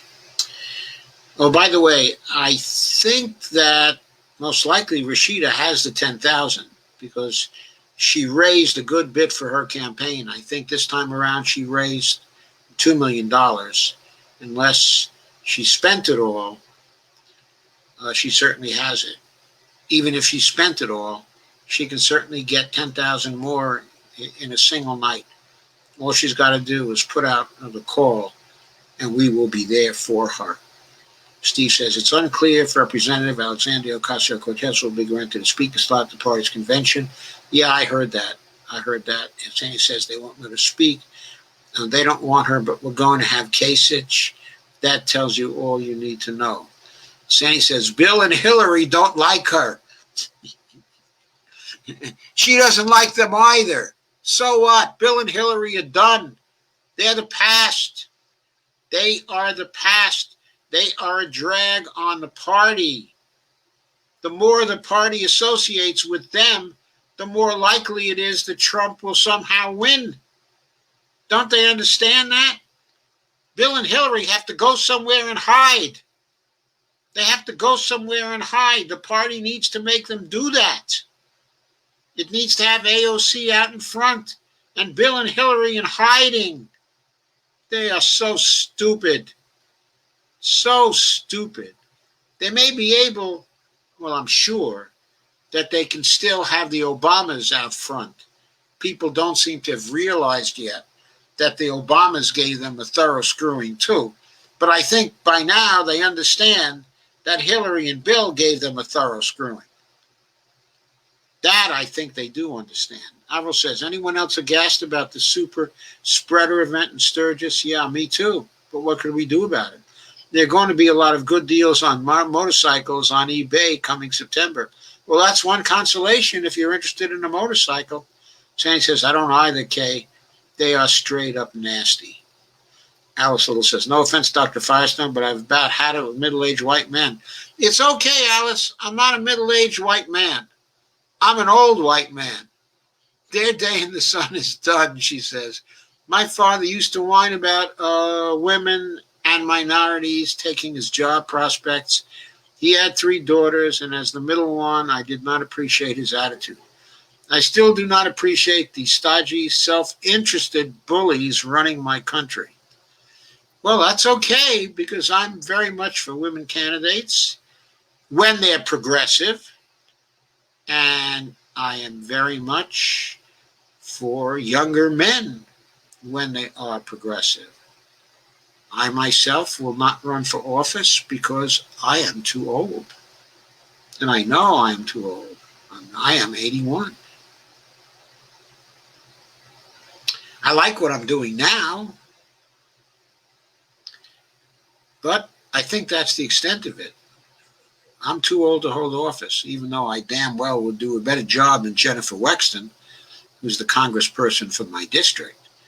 That you can be sure of, in spite of the fact that she's a relatively young woman and personable too. She's establishment all the way, a product of the Virginia machine, which, by the way, is establishment through and through. Kay says, that is a huge spreader event waiting to happen. Alice Little says, our Congress should reflect the same demographics as our nation, at least somewhat. Steve Wolfbrand says, Bill and Hillary are pedophiles. Hillary too, Steve? The Podesta brothers and Huma Abedin and Wiener. You're telling me these people aren't sick and weird? No, I'm not going to tell you they're not sick, and weird. I'm not going to tell you that. I just don't know how sick and how weird. I'm pretty sure Bill is pretty sick and that Hillary is pretty weird. Avro says, worries me sick because innocent folks would be affected too. Stacy says, older people should get out of the way, and that includes RBG and Pegosi, not simply white men. RBG can't get out of the way until Trump is gone. We can't have another Gorsuch. We can't have another Kavanaugh. We can't have another Sam Alito. We can't have another Clarence Thomas. We can't even have another John Roberts. We can't afford another Federalist in there. We need to have someone who is not a neoliberal. Stacy says not just white men. It includes Clyburn. It is Clyburn. And Lacey's as well. You mean Lacey Clays as well. And Kay says, me too, Avril. Avril says, there any conspiracy theory drivel that you don't buy into? I don't like them either, but most of that is from Psycholand. Well, I don't think it's a conspiracy theory to think that Bill Clinton was on Epstein's Island, on a number of occasions. Now, I have no idea what he was doing there. I'm not going to make any assumptions about that when I don't have any evidence for it. But he was on that island, and we know what went on that island, and I don't think that's a conspiracy theory. Steve Wolfbrand, when you make up really ridiculous nonsense about the Clintons and it is all proven false, you are endangering the lives of real-life sex slaves. You should be ashamed of spreading lies. I don't know whether it's nonsense about Bill Clinton. When it comes to Hillary, I don't know. But there's plenty of evidence of untoward behavior, by Bill Clinton. And there's plenty of evidence that both Clintons were completely corrupt when it came to donations for campaigns, and when it came to the Clinton Foundation and using the Clinton Foundation as a shield, and a funnel to drum up donations for their campaigns.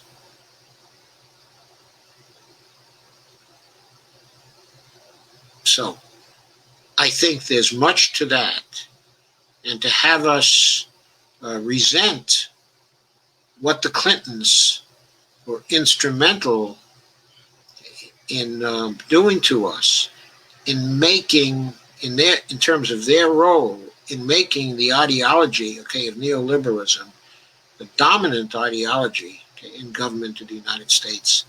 That's all true. And the rest of us have ample reason to hate them and to wish they would just get out of public life altogether. Avril says, oops, that was directed at Steve W. And Alice says, hey, I'm 57 and I'm way sharper about politics now than I was in my 40s. I'm glad to hear that. I hope that you're sharp enough to know that people who are neoliberal, in their beliefs, and attitudes, are not our public servants. They are people who mean us no good. Avril says, you were waiter beat Nick? Alice Little, I can't tell. Alice says, I love seeing this progress. What freaks me out is Chump, shocking. Even Laura Ingraham this week with "We took Syria's oil" statements yesterday. She asked, was the U.S. managing the fields? Chump was emphatic, quote, no, we own Syria's oil. We took it. It belongs to us now, unquote. I'm worried he's attempting to appear untouchable. I think you're right, exactly right, Kate, to be worried about that. Fox News. But Rose McGowan calls for arrests of Prince Andrew and Bill Clinton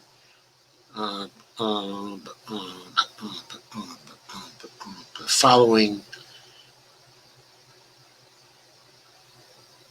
Ghislaine Maxwell's FBI capture. I don't know the proper way to pronounce her name. I'm not sure anymore. I used to think, okay, it was Ghislaine, but I'm not sure now. Steve Wolfbrand said, you obviously haven't researched the Clintons. Google Mena Airport in the 80s, Bill and George W. smuggling in cocaine for the Contras. I live in LA, and I knew people involved at the time. Research by Ricky Ross and Gary Webb. I lived through it. I know people involved. Steve Gonzo says, no press pass for the Young Turks either. Wouldn't that be nice? Maybe both Clintons will go into hiding and be out of it all. Avril Mano says, Anna is okay, but the rest can piss off. How about John Iadarola? He's pretty good, isn't he? He seems to be a fairly modest guy, and you don't hear a lot of nonsense out of him. Alice says, I'm quite familiar with the sex ring Chump was an integral part of. Did you also know he put Senator McConnell's wife, Elaine Chao, in charge of the Department of Transportation? Did certainly know that. Her Chinese shipping family ships drugs, weapons, and people. Yes, I know that. They handily cut Epstein out, and I believe they intend to continue using Elaine. Meanwhile, the Red Mafia created by Putin, Trump, and China are laundering massive amounts of money through Trump properties, all well over 50% in Haba. I don't know what that was. Can't go further with that comment. Index could be why she didn't run this time around. Too much bad press about hubby. Alice Little says, the Director of Transportation, Chow, tracks in real time all international law enforcement in the air, by sea, and on land. She's untouchable. Avril says, you're getting on my damn nerves. You don't sound edgy. You sound loony. Alice Little asks, why? And Steve says, hey guys, look, let's keep it civil, okay? Let's keep it civil. Steve Wolfbrand, please don't call people stupid fucks. We don't do that here. Okay, if you want to argue with the person civilly, that's fine. We do that here. But we don't call people stupid fucks. It's not a question of intelligence or stupidity anyway. It's a question of different sources, okay, of information. Anyway, Steve says, my own brother was a major narcotics detective here in LA during the 80s. He told me himself he ran into the CIA regularly. It's common knowledge here. Yeah, it may be common knowledge. It also may not be true.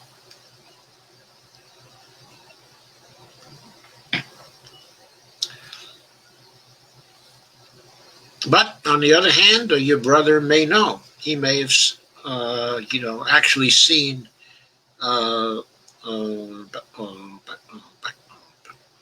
He may have seen the credentials, okay, of the CIA people, and he may have had personal experiences with them which are very valid. I'm not in a position to say. Alice Little says, you can read every bit of it, cited and sourced in Sarah Kendzior's book, quote, Hiding in Plain Sight, unquote. Haven't read that book. Okay, I have no idea what's in it or how credible, okay, it is. It may be a very good book. Kay says she knew she wouldn't win. She's going to be a guest on the old AM Joy show tomorrow, though. Avril says, not my cup of tea. I like books about the policy and systems. Al says, Sarah Kendzior is an expert on dictators and how they came to power with a specialization in Eastern Europe, okay, and Russia. That's a good specialization, but does she include in her expertise what's been happening, okay, in Latin America? It'll be interesting to know that. Sandy says, working for slave wages. Avril says, how do you know? Alice says, he will find a way to weasel out of the eviction moratorium. I suspect he will, Alice. I suspect he will. He doesn't like eviction moratorium. Doesn't like that. Avril says, let's give Congress $200 a week, or is it $400 now? Say says it would only be a sparse collection of evictions. They'd have to be federal ones. Sandy says, let's give Congress a kick in the pants. Avril says, why? Landlords and neoliberals. Avril says, hell yeah. Kay says, he's making a total wreck out of the few things we have left here. Steve Wolfbrand says, fuck it. I'd go with Trump over Biden. Biden's mind is turned to mush. They can't hide it anymore. Come on, man. Fat. But let's go outside and settle the book. Steve, you can't go with Trump. He's just a fascist. He will turn this country into a fascist state. He's nearly done it already. He's 80% there. If people don't stand up to him over the next few months, not simply enough to vote him out of office, it's going to have to be going into the streets to make it stick, because he's going to overturn it. Doesn't matter how decisive it is, he's going to try to overturn it because he knows what's at stake. We can't have this country go fascist. Biden's mind has turned to mush, but he will have a vice president and he will have other people on his cabinet who are neoliberal people, of course, who are reprehensible, okay, in many ways. But they will leave the country as an inverted totalitarian system. And we have a chance to turn that inverted totalitarian system into a democracy. That is not as hopeless as taking back a fascist system. Stacey says, still doesn't help much if you don't have a paycheck. This is Republican unthink. That's true. Sandy says Trump is an nincompoop. Stacey says 80% of the population are morons. Alice says,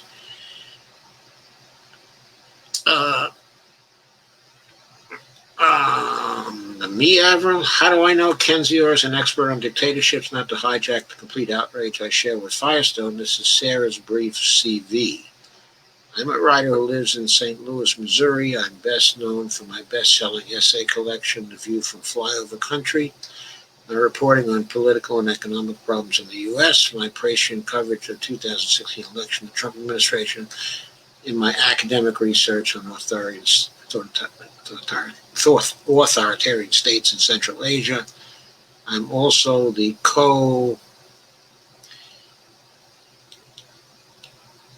she sounds pretty good from that, Sarah. I'm sorry. Alice. She is Sarah. But Sarah sounds pretty good from your description, Alice. But I will run her down after the show and see what I can find out about her. Kay says the numbing down of America has worked too well. Alice says Trump will stall, hem and haw, and no one will know he's doing even this little. And Louis the Fish says, me too. Alice says, how do you negotiate with a man who is trying to stick a redecorating bill into our nation's crisis funds for the worst off citizens? The way you negotiate with him is you say, absolutely not. No, get the hell out of here. Alice says, is he hedging? If he loses by a landslide, he will claim he saved the U.S. from hemorrhaging, though he actually caused it with his complete inaction during COVID-19. Absolutely, Alice, that's what he did. Read the article that I suggested from The Atlantic. It's it's very, very comprehensive. It's a terrific article. Steve says, okay, a little arrogant, aren't we? I think you suck. Your resume doesn't impress me. Steve, come on. Be civil, Steve. Stephen DeVore says, too little, too late. If we'll ever expect to see that money at all. Alice says, I actually did get one registered package a day late, so noticed. How do we vote? We cannot trust the mail now that Trump's personal mobster is running it now. I agree. Then he says, just want him out. He can brag all he wants. He's a disgrace. Amen. Not to mention a danger to our health. Steve. Alice says, go away, hashtag a Russian bot. Stay civil on both sides. Stephen Wolfbrandt is not a Russia bot. I know him very well. Okay, he's not a Russia bot. Steve, on your part, stay civil, Steve. Don't tell people here they suck. People who come here don't suck. They're part of the community. Stacey says, I'll drive my ballot to the Board of Elections. Alice says, yes, and so what do you suggest or see happening? The GOP wants deductions from martini lunches, included for their rich donors. I know, those used to be standard until the law was changed, okay, many years ago. They want deductions for the martini lunches. That's a very small matter. Very small matter. I'll tell you what, they can have deductions for their martini lunches if they agree to pass the Automatic Booster Community Act. How about that? Such a deal. I have such a deal for them. Sandy says tampering with the mail is a federal offense. Avril says voter ballot sabotage is blatantly obvious. Steve says Alice is a troll, very rare here. She's self-important. Steve, okay, I don't know whether Alice is a troll or not. She seems to me to be fairly reasonable. She cites some sources. She doesn't call people names too much, though she's starting now in response to you. I don't want this thread to be reduced to name calling on both sides. This is a thread where we want people to be as civil, as possible. I think we'll find that after a while here, as Alice exchanges with us, that she's likely to become very well integrated here. And Dolores says, Steve W. is not a Russian bot. Absolutely, he's not a Russian bot. And Louis the Fish and also says, thanks, Joe. Yeah, I'm sorry I did not end this sooner. Sometimes I don't get a chance to look at the comments, until the end.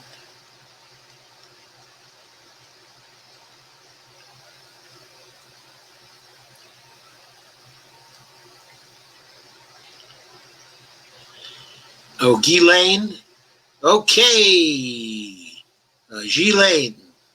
Alice says Ghislaine. Okay, Ghislaine. I'll call her Ghislaine.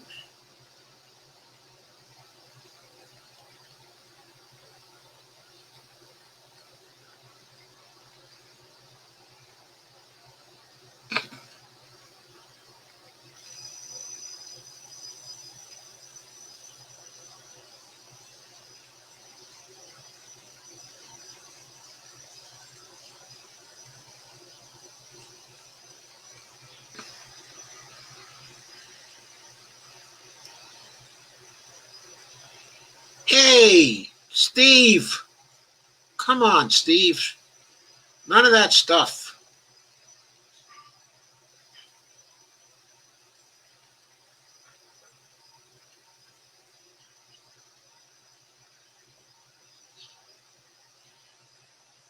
Alice says maybe that's why the fascists are trying to hijack it to make it an entity of the federal government.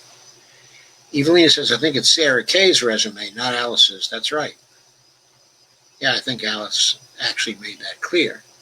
Alice says, I'm wearing camo pants, a black shirt, black boots, and a hat. If you cannot identify yourself as an officer in Texas, I'm allowed to, quote, stand my ground, unquote. Well, that should make it very interesting if they come to Texas, but I don't think that Trump is going to send them into Texas. Evelina asks, do you mean Sarah? Alice says, the stock market is making soaring gains in the last few days, but we've seen it go shockingly low. I think Trump is propping up the market or inflating it. Avril says, you're nutso. Please, Avril, no name calling from you either. Stop the name calling, folks. Now. We do not name call here. That is an easy way to destroy a community. And we don't do that here. We don't want to block them. Huh? We don't want to block anybody. Yeah, we do not block people. But we do tell people, no name calling. No name calling. That has to be unacceptable in this group. No name calling and no labeling and no arguing based on authority. Those are logical fallacies that we do not pursue here. Sandy says, it's easier to destroy ballots that are not protected by the federal government. It is. Kay says, taking my ballot to the drop box, to be sure. Alice says, that law needs to be passed. Corporations are not people. What will that look like in the economy? Unlimited printing of money? No. It will not look like unlimited printing of money. The ABC Act is not unlimited printing of money. Alice says, preach. And Wolfbrand says, ha, ha, ha, definitely not. Alice said, I tried to make that point. Trump, not China, is responsible for Trump's actions. Absolutely. Kay says, Congress is not going to impeach again. I know, but that should not stop us from saying that Congress should be impeaching. Continuously. Every day he violates the Emoluments Clause. There should be a new impeachment vote every single day to call attention to new violations of the Emoluments Clause every single day. That's Pelosi. She's letting him get Avril says, oh, you don't even know operational monetary policy, federal finance. That explains it. I think you're talking to Alice here, Avril. You don't know that. Avril says corporations are people was originally passed so that people could sue them for damages, etc. The corporations have been constructed as artificial persons. There's nothing in the Constitution that guarantees constitutional rights to artificial persons as opposed to biological persons. Most of the founders were anti-corporation. They were opposed to the major corporations of that time. Their intent in passing the Constitution was certainly not to extend the Bill of Rights to corporations. Alice says, lock them up. Alice says, most of them were locked up. Now they're out chilling like felons. Not sure who you're referring to, Alice. Avril says if they take DT's limo, he'll just put her around his golf cart like a dictator driving a golf cart on Capitol Hill. Now that's some Rushmore imagery for the ages. That's funny. Al says, I showed my stepdad the photo of children crowded in Georgia schools with no masks. He says, that is a fake photo from years ago. I heard from a few people not only was current, the student was expelled for posting the photo. That is true. It is current. Absolutely current. Steve, you better be taking your vitamin D. We all better. Yeah, religiously. Steve says, I do. Thank you. Yeah, you better be taking that vitamin D, Steve. I take 3 vitamin D3 pills per day. Each one is 2,000 IU. So I take 6,000 IU each day. I take one at breakfast. I take one before I go to sleep. And I take one in the evening. Alice said I was still sending checks to Bernie. We still make some contributions to Bernie too, Alice. Steve says, and they stampeded to the rigging. They did. Alice says, have to give him props, Obama, for standing behind Joe Biden now. Well, I don't give him props for that because he did that because he couldn't stand to have Bernie Sanders become the president of the United States. I think that Bernie would have made a much better candidate for president, and that his lead over Trump would be far bigger right now than Biden's lead over Trump is.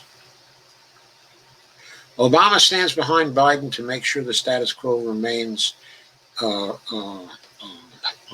unaltered. Steve says, you're a troll, Alice. Fuck off. Steve, stop already. Stop already.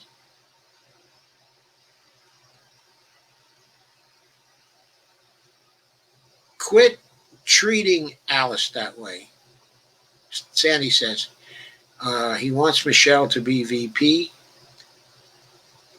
Avril says that his damn TPP passes. Alice says, I didn't say I was woke. I'm just someone who likes to learn stuff. You'll find most of us here are people who like to learn stuff. Sandy says, agreed, Bill and Hillary are a drag.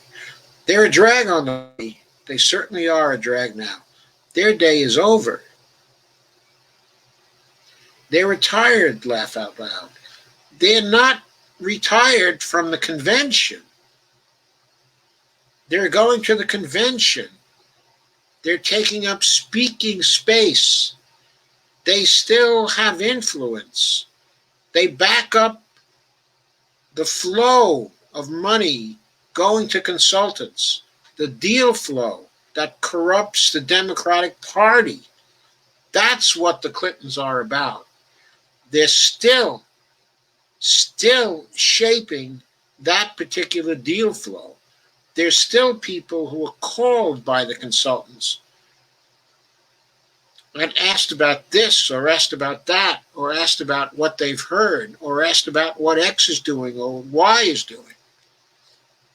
Marcel Wallace says, are your savings in dwindling dollars or do you own gold or silver as a protection? But do you think it's wrong to own gold or silver at this time? No. If you want to own gold or silver at this time, go ahead and own gold or silver. I don't care if you own gold or silver. I mean, that's all right, but just recognize Gold or silver is not the currency of the United States. You can't pay your taxes in gold or silver. And just also recognize that one of these days, gold and silver is going to crash again. And when it crashes again, if you bought in too high, you're going to lose money. That's what happens to commodities. Avril says, keep searching. Alice says, always. Sandy says, you can't pay taxes with gold and silver. Steve says, they're not retired, stupid Alice. Steve, how can you say that? Alice says, 81 is the new 71. Thank you, Alice. I guess that's a compliment. Kay says, I have a World War era Rolex watch that still works. It's gold. Wow, how much gold does it have in it, Kay? I understand gold is selling at $2,000 an ounce. Sandy says, you would make a great president, Joe. I don't think so, Sandy, because presidents have to work too hard. Of course, Trump doesn't work too hard. But real presidents work too hard. And they age very rapidly. And Bonnie and I have promised each other we're going to live until we're 125. And I can't do that by becoming the president of the United States under any normal conditions. Dolores Pierce says, I wish they would retire completely themselves. It seems like they never really go away. And the Democrats make sure they never really go away, and they don't seem to realize that's going to lose them votes in flyover country. That's going to lose them votes in flyover country. Nobody there wants to see Hillary come back. In the Rust Belt, they don't want to see Hillary come back. On the other hand, they do want to see AOC up there. And they do want to see Rashida. And they do want to see Ilhan.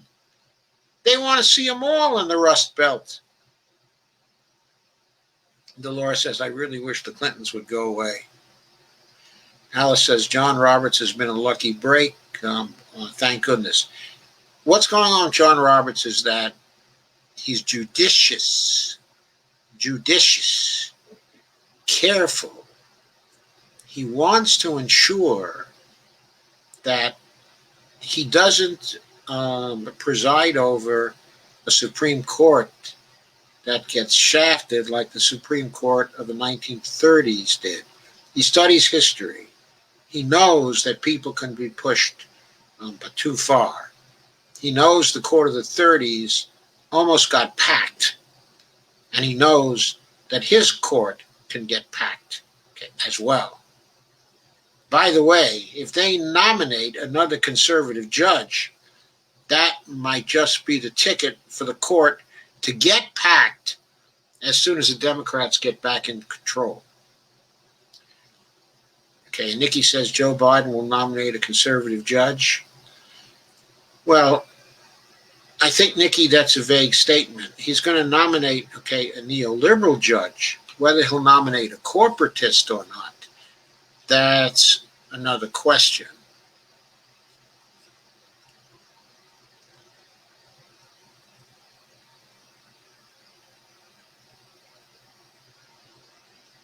We don't know whether he will.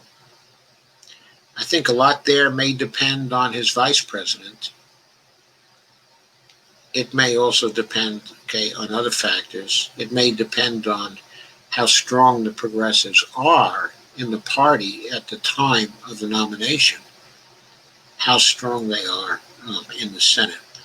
What is the driving philosophy behind the Federalist Society? It's extremely corporatist, in character. It's anti-democratic. It's anti-democracy. It is for a literalist interpretation of the Constitution, where that is an advantage to the corporates and to entrench power, of various kinds. But it will sometimes depart from a literalist interpretation of the Constitution when that brings great advantages to corporations, okay, and to the establishment.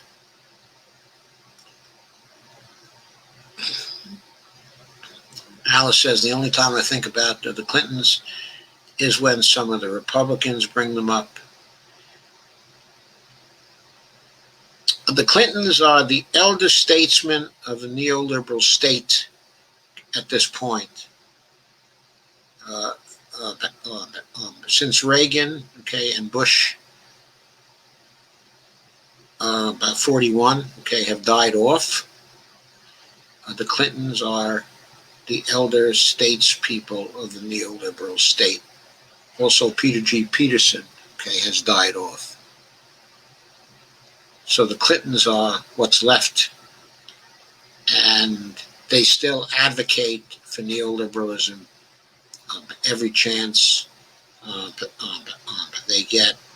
Their Treasury Secretary, Bob Rubin, is still an influence today. He's an influence on Joe Biden.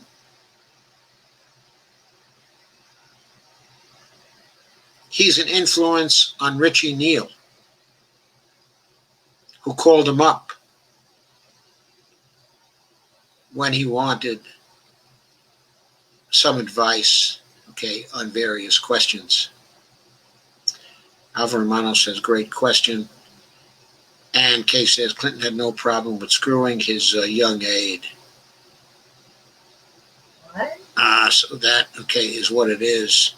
Well, technically, well, I'm not going to get into what the meaning of is. Stacey says, I think, okay, it originally was the perpetuation of. And Nikki King says, Reed, you better put some ice on that. Dr. Firestone, they're talking about that Pizzagate nonsense. Refresh my memory on the Pizzagate nonsense. I haven't.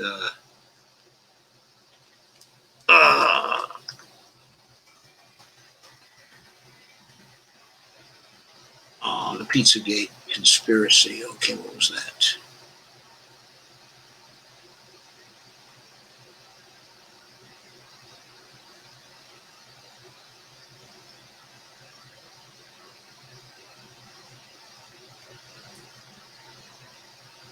During has been extensively discredited by a wide range of.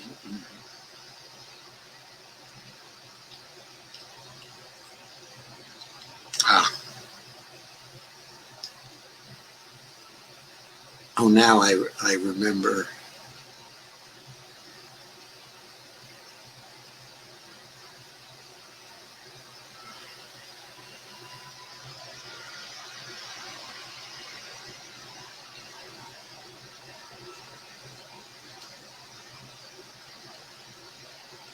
Oh, I see.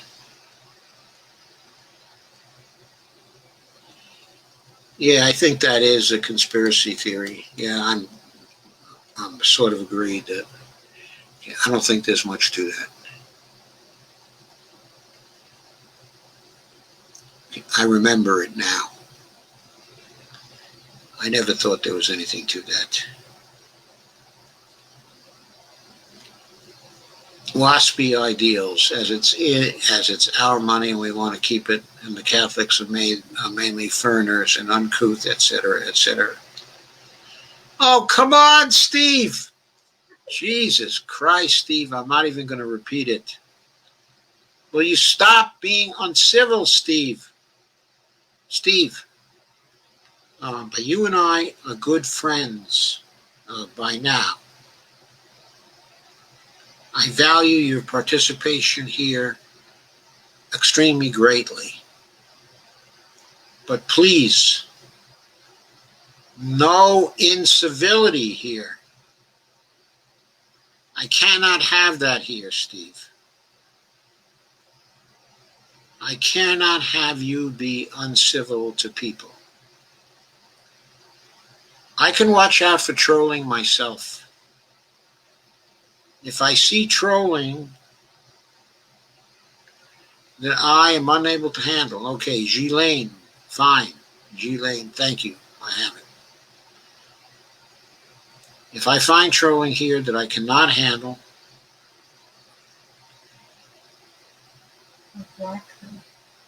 then I will regretfully have to block those people from the group. I've not seen such trolling, okay, from Alice yet, who it seems to me at this point is being a good deal more civil than you. So I think you need to be straight up about this, Steve. Steve says, I don't think it was competition. The Protestants had most everything, but they aspired to be the aristocracy. Still do. Alice says, I do hope you're not feeling ill. It seems rash to our relatives in the CIA. Sorry to advertise on your page, sir. Steve says, you really shouldn't. Steve Gonzo says, Wexner, CIA. Who's Wexner, Steve? Air America, Deutsche Bank. Alice says, thank you, sir. Susan says, Joe, are you voting for Biden?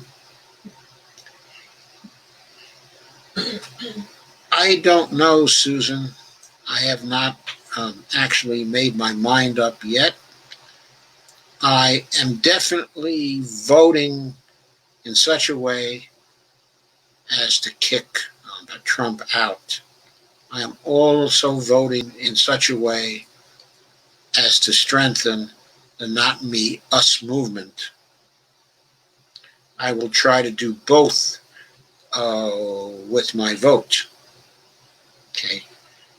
Whether that means I will vote for Biden when it comes down to the time I have to vote, I'll have to see at that time. But right now, okay, I don't know. I do think the movement, okay, from Roots Action is well taken. I discussed that, okay, in the last session. Alva says you brought them up. And Steve Wolfbrand says, apparently he is, Susan. Fuck that. No, I don't know whether I'm voting for Biden or not. Alice Little says, he is a danger. Putin had himself elected president for life. That was their goal for Trump. You are exactly right, but Dr. Firestone, we must end Trump's administration. He's a danger to the United States system, okay, of law. He is a danger to the United States system of law. Now, there are many other dangers to the United States system of law. I will point out to you, Alice, that during the Occupy movement, the mayors of many Democratic cities violated the civil liberties of protesters. Okay, wholesale, and there was no objection from the Obama administration that seemed to encourage it. In many cases, the mayors were getting intelligence from the DHS. That was happening during the Occupy movement.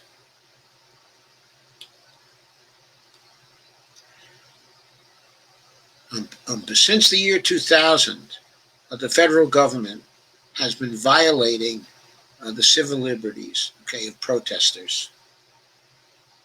And they have never been held accountable for that. In my estimation, that was enough to get Obama impeached.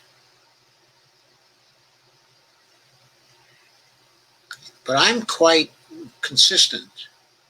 There are many reasons for Trump, okay, to be impeached. The latest reasons are his violations of the civil liberties and the civil rights of protesters in U.S. cities, and his creation of a secret police. In my mind, those are impeachable offenses.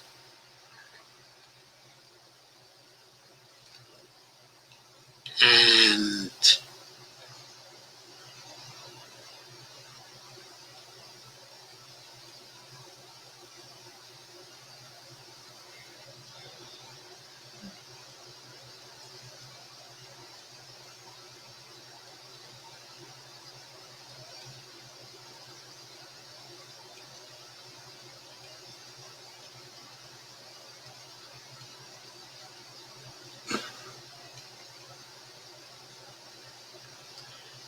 Okay.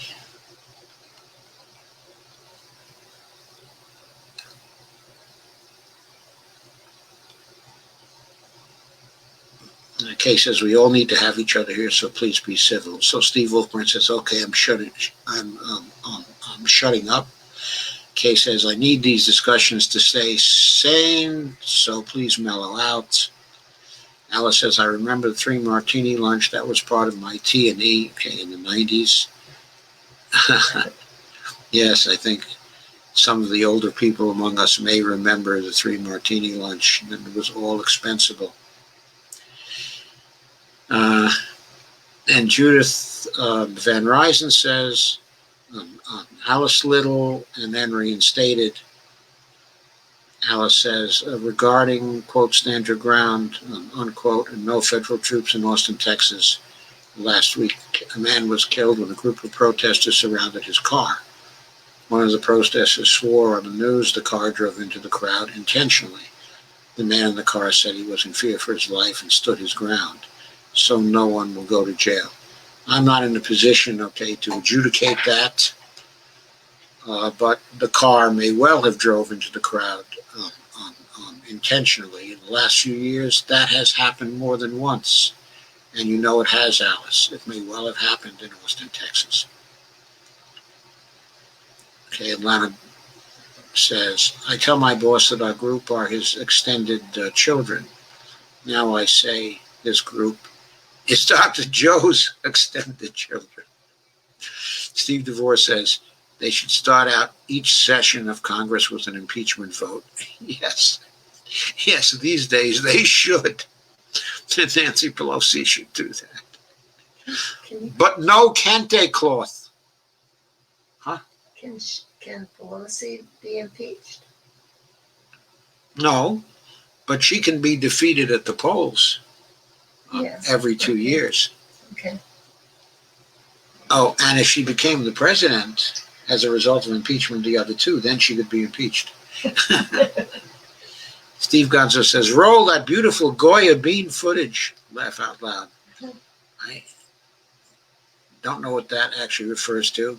Bill Slow says, as much as I hate Trump, I'm afraid of progressives losing momentum and not having national attention, taking the fight, okay, to neolibs instead of, for 8 years instead of 4. I don't want this acceleration into fascism either, though. Well, I think that's on us.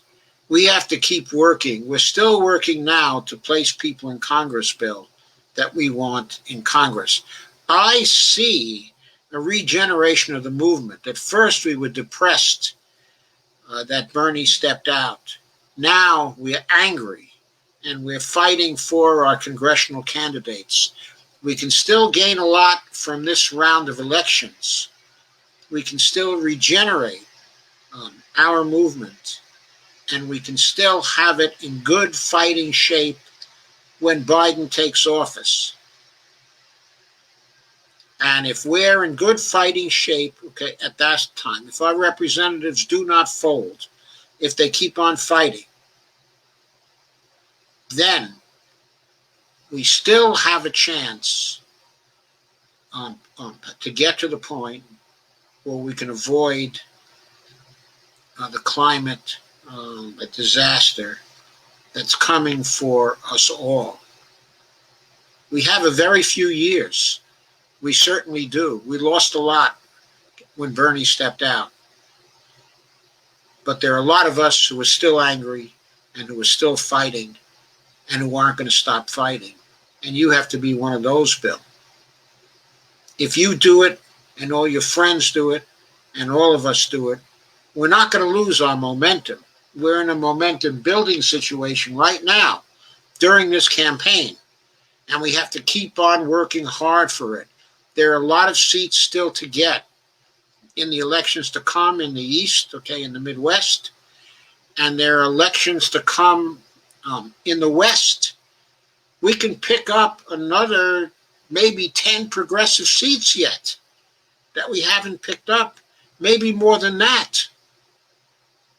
And then some of the people who are not now very progressive in the House will start to come over. If they see 20 to 30 real progressives there, Some of them will be detached from the main body of the establishment because they will sense which way the wind is blowing, and they will come over to us. One prime person who might come over to us is my congressperson, but Jennifer Wexton. I think she's the kind of person who might very well come over to us. But she's got to feel that it's a real movement, that her future is not entirely in line with the establishment.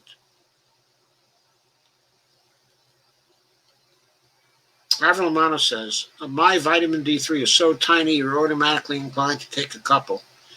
Yeah, so am mine. They're from Costco. They're these little 2,000 IU units. Each one is 2,000 units. That's why I spread them out, throughout the day. Kay says the progressives are doing their best. I don't know if we're doing our best yet. We got to keep on doing that. Steve says, in respect for this group, I will no longer reply to some unnamed ignorant person. Okay, you can reply, Steve. It's not that I want to shut off any replies. Okay? What it's about is replying in a civil way. Giving the facts as you know those facts. Replying in a reasonable and rational way, and not getting angry. Believe me, dialogue, civil dialogue, will work here. Alice Little says, I have to agree. I'm only voting for Biden for his Veep. Well, He still has it. Veep. Okay, by all accounts, he's picking only one Veep who would be acceptable to the progressives and to the movement. And that Veep is probably Karen Bass. He doesn't have the Barbara Lee under consideration, and he doesn't have any men under consideration. So no Bernie Sanders. But I think that Karen Bass is considered sufficiently to be sufficiently progressive that there are progressives in Congress who will be able to talk with her and deal with her on an honest basis. So she would be acceptable to the movement, and she would be important in unifying the party for the struggle against Trump. Okay. The neoliberal Susan Rice would not be acceptable. Okay. And Kamala Harris is disqualified by her record in California. We feel very, very hostile to Kamala. Very, very hostile. Very angry. If he selects her for Veep or Susan Rice, he's giving us the middle finger again. He's just asking for progressives to stay home.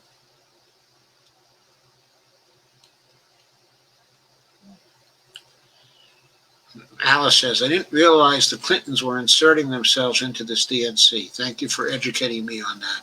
I'm fierce for Bernie, first and only candidate I've given any dollars to, and now I'm still hoping there could be an upset. Didn't Bernie keep his hat but semi in the ring? He did keep his hat semi in the ring, but all the scuttlebutt we're hearing is that Biden has committed to a woman and to a woman of color. He never actually said but to a black woman.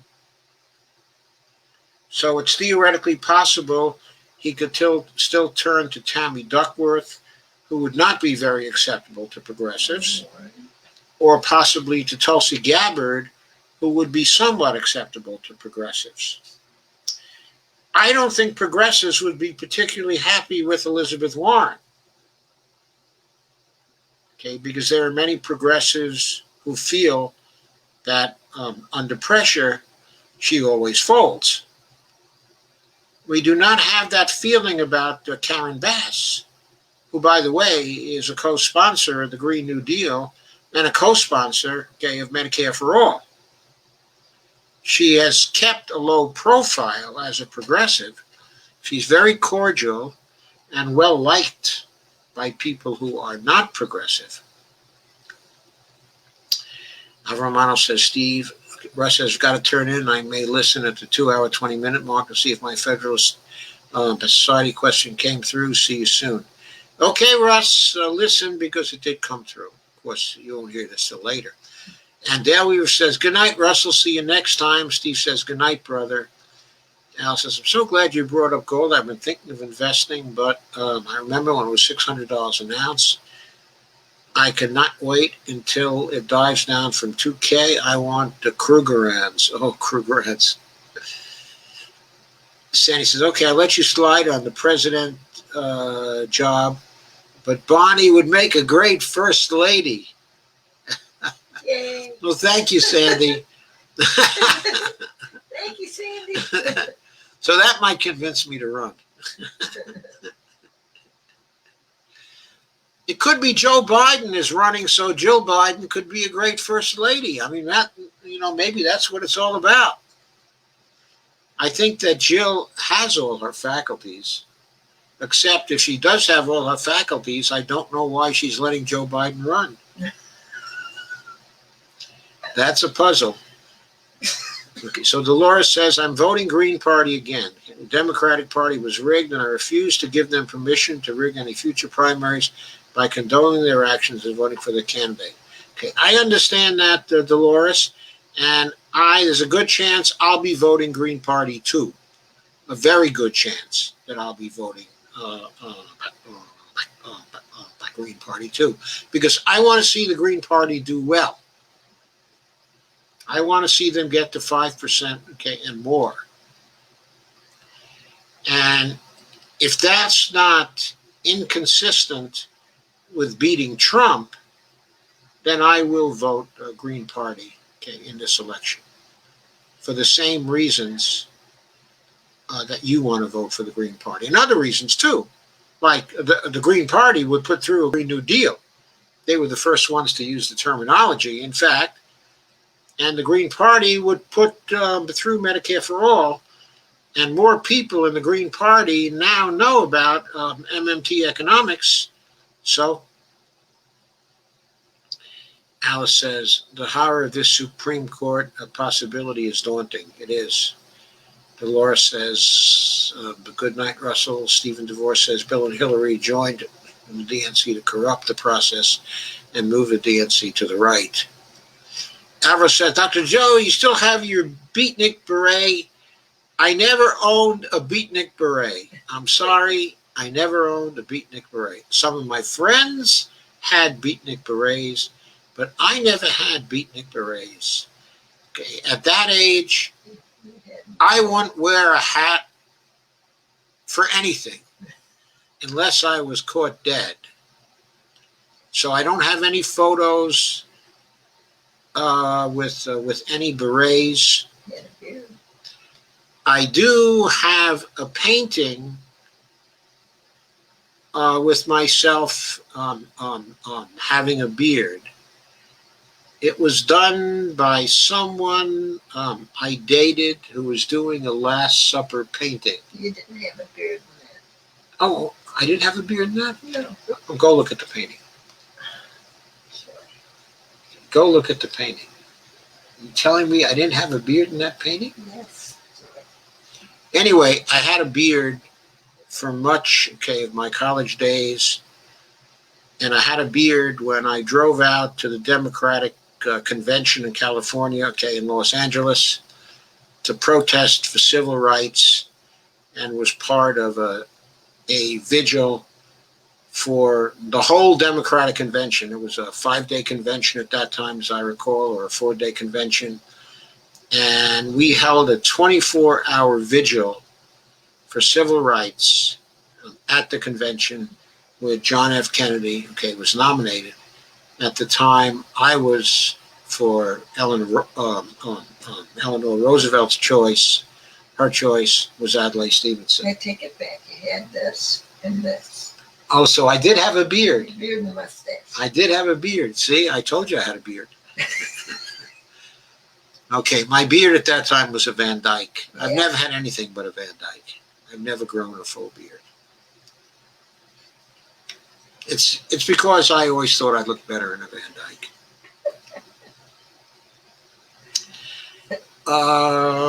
Did I have a beard when we met? I can't remember. I can't remember either. Can't remember either, but I remember I did have a beard later. Yeah. Because by the time we got to SUNY Binghamton, I had a beard. Yeah. Right. Dr. Joe, you still have your beatnik parade. Do you have photos? I want to be a beatnik and start the Beatniks Against Fascist Party. Alice Little says, not saying I don't recall a large number of deaths that surrounded the Clinton administration, but maybe I just haven't actually worried enough about them. It's not so much that, but you have to look at the Obama administration as in large part an extension of the Clinton administration. A lot of the Clinton staffers went into the Obama administration and had a big part in running the administration. And the biggest sellouts to business by the Democratic Party first occurred in the Clinton administration. They first occurred in the Clinton administration. There was a big choice that was made, in that administration. So one of my books, Real Fiscal Responsibility, it's on my website at josephmfirestone.com. Real Fiscal Responsibility, Volume 1, goes through, in part, the history of neoliberalism within the Democratic Party. It goes through Jimmy Carter. It covers also Clinton and the ties of Clinton to G. Peterson and to the dominant neoliberal faction inside of the Democratic Party. The pro-business faction, the corporate faction, the faction that has practiced austerity on us since the middle of the Clinton administration. Austerity all the way. The only exception was when they got scared by the recession of 2008, and so they passed a stimulus bill that was enough to stop the recession, but it wasn't enough to pull us out of the recession. If they had done the right thing, they could have pulled us out of the recession within 6 months. But they did not pass a $2 trillion stimulus bill. They didn't even pass a $1 trillion stimulus bill. Instead, they passed an $800 billion stimulus bill. Because Obama put an artificial limit on the size of the stimulus bill, and the recommendations of some of his economists were never transmitted to him.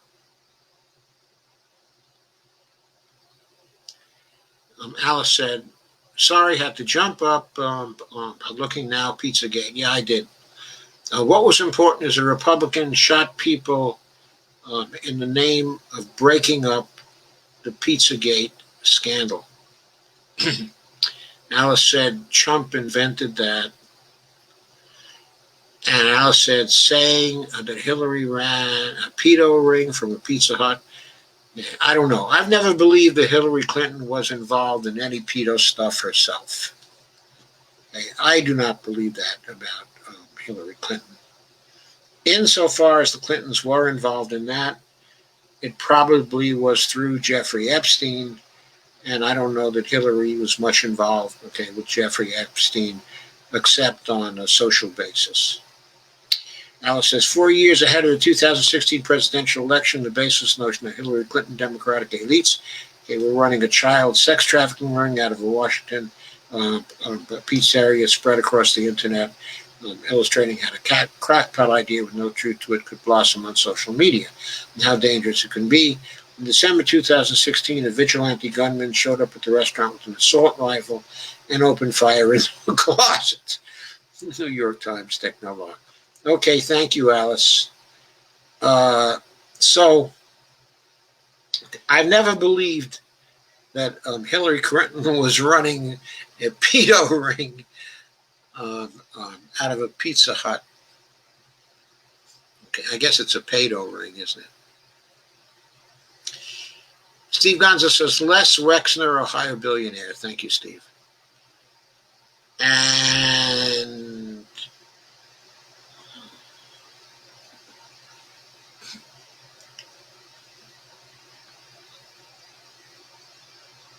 okay, I can't go through all of this. It's 11:54. Okay, already.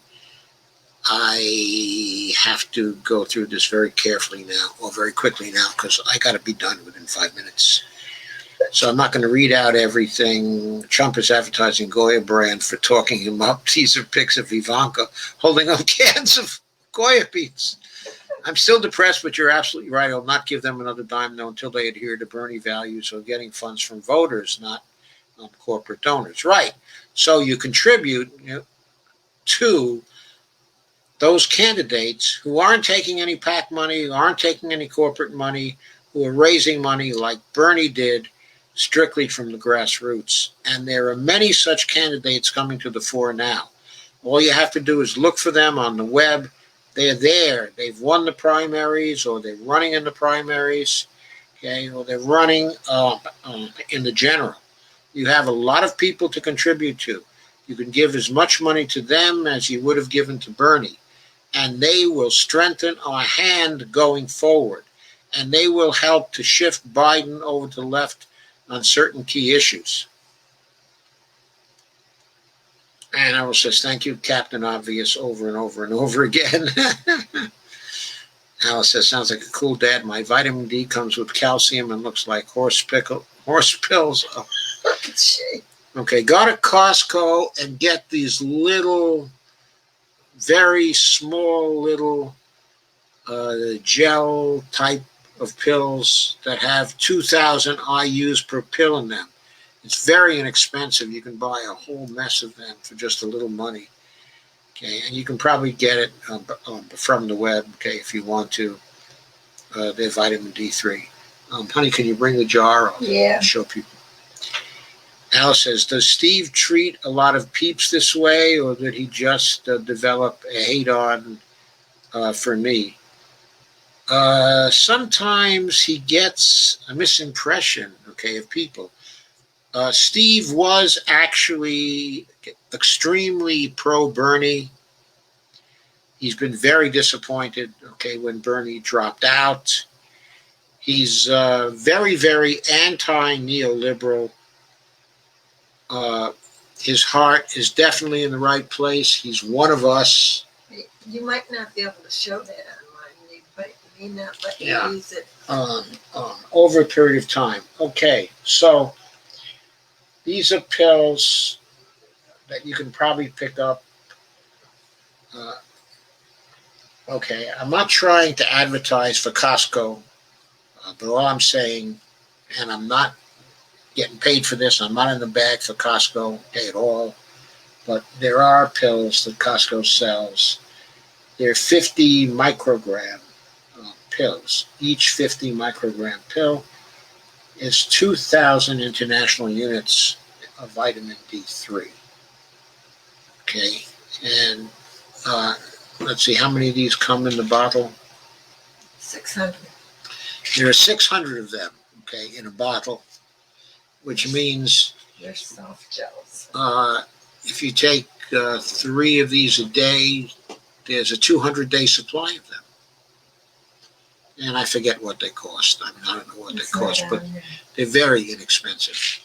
Okay, very inexpensive.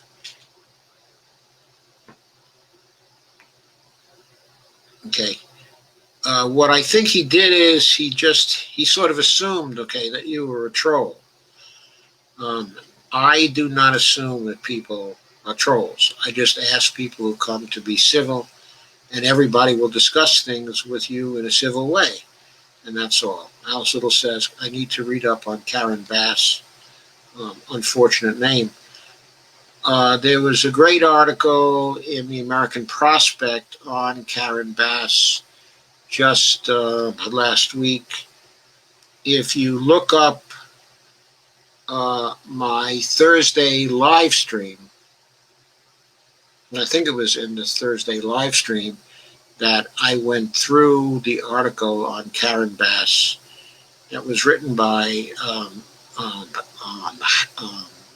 Harold Meyerson, who is who comes out of the labor market and is a longtime columnist for many publications. I don't know if he still is, but he used to be a columnist also for the Washington Post. But I think now he mainly is writing at in these Times and the American Prospect. And Steve says, Alice Little, no, just you. Okay, so anyway, Alice, I want to assure you, Steve is a great guy. And if you both were civil to each other, in no time at all, he would like you. And Friar Steve says, Rice and Harris bad, you are spot on. Well, welcome, Friar Steve. Alice Little says, wow, had no idea California was against Harris. Oh, yeah, California is definitely against Harris. Definitely against Harris. Stacey says, I'll take Harris over Rice any day. Rice has never run for office and she is a ghoul. Yeah, I don't like her ideas on foreign policy, and I also don't like that she makes many corporatist investments. She's heavily invested in fossil fuels. I think Rice is bad news. She is very bad news. But Harris is very bad news too. And you just see she's bad news from her record in California. I mean, you can just see it. Alice says she's lukewarm on Warren. Myself? Okay.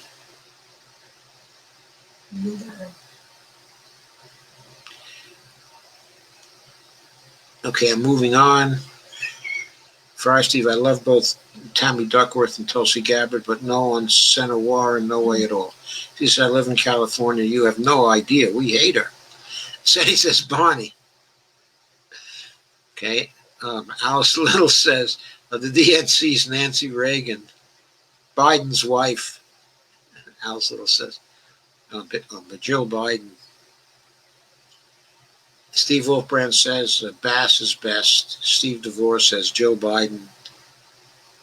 And Steve says Doc should geotags.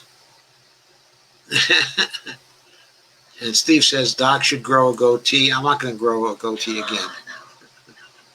Not going to grow a goatee again. Steve says, let's see the painting. Stephen DeVore says, let's see the painting. And Sandy says, you have to share that Last Supper painting. Did you tell him what part you were in? No, I haven't said what part. So this girl was doing studies, okay, for the for the Last Supper painting, okay. And she did individual portrait studies. She did a very nice portrait, okay, of me. But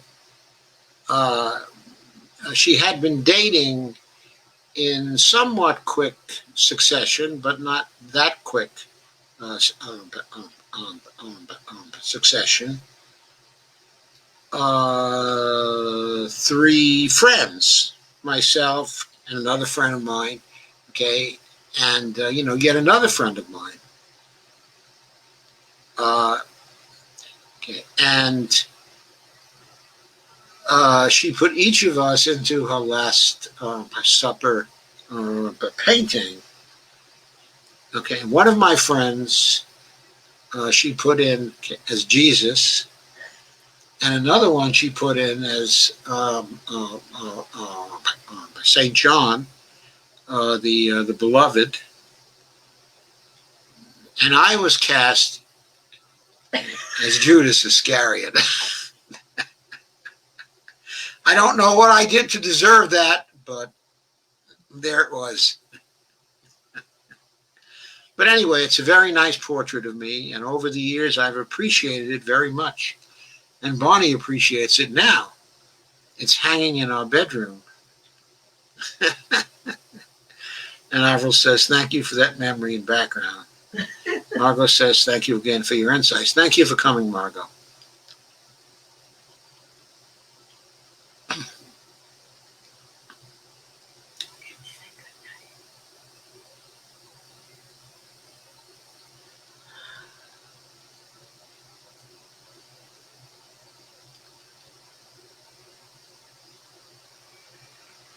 Oh, thanks for pulling up the link but to my book, okay, at Amazon.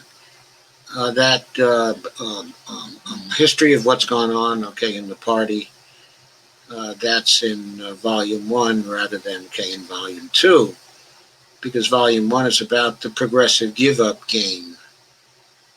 And that was, Kay says Obama sucked. Kay says, you guys all keep me sane. Thank you so much for being here. Avril says, love Bonnie's laughter. So do I. I try and make her laugh all the time. Steve says, Pizzagate is real. Read the Podesta emails leaked by WikiLeaks. How can you deny your own eyes? Okay, I've never read them. So I will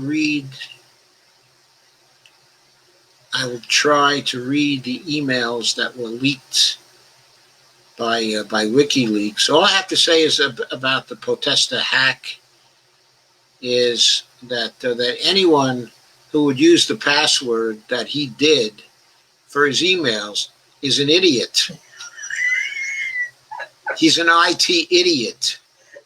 If he's an IT idiot, he's unqualified to be in any White House forevermore and to hold any position in the federal government. We can't have any more IT idiots. Al says, thanks for sharing your vitamin D brand. I'm still voting for Bernie. We're on the same side. Alice says, because I've emailed with Assange, he's a nut job. But still, as far as I know, no one has proven that any of the WikiLeaks facts have been untrue. None of the things published by WikiLeaks have as yet been disproven, as far as I know. Avril says vitamin D3 is said to come from the oil in sheep's wool, so I've read under $4 a Target. Steve says Costco has cheap vitamins. Their supplements are cheap. Steve says we traffic, okay, in everything. Alana says, my vitamin D is now 5,000 IUs, 240 to a container. I've been taking 2 a day. They are cheap. That's good. Where'd you get 5,000 IUs, 240 to a container? That's really good, Alana. Where'd you find those? Dolores says, CNN told their viewers not to read the emails. I read the emails as WikiLeaks released them. Interesting how the Democrats and media were okay with WikiLeaks when information was released on George W., okay, in Iraq. Yeah, I know. They were okay with it then. They published it themselves. They kept it for themselves.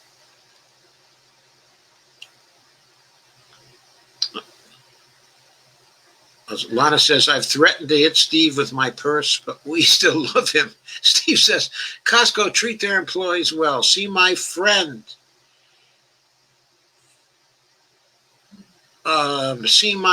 Miguel Zuniga, wonderful, progressive, green, 20-year employee. I know they treat their employees well. And they're known for that. Steve says, I love you too, Lana. And Joe says, okay, Bill Stacks, Joe, I see there is some work being done in the MNT community on complementary currency, okay, uni, as a solution of a lack of funding for state local. Was wondering if that may be a subject you could talk about and dig into sometime. Yes, I can easily do that.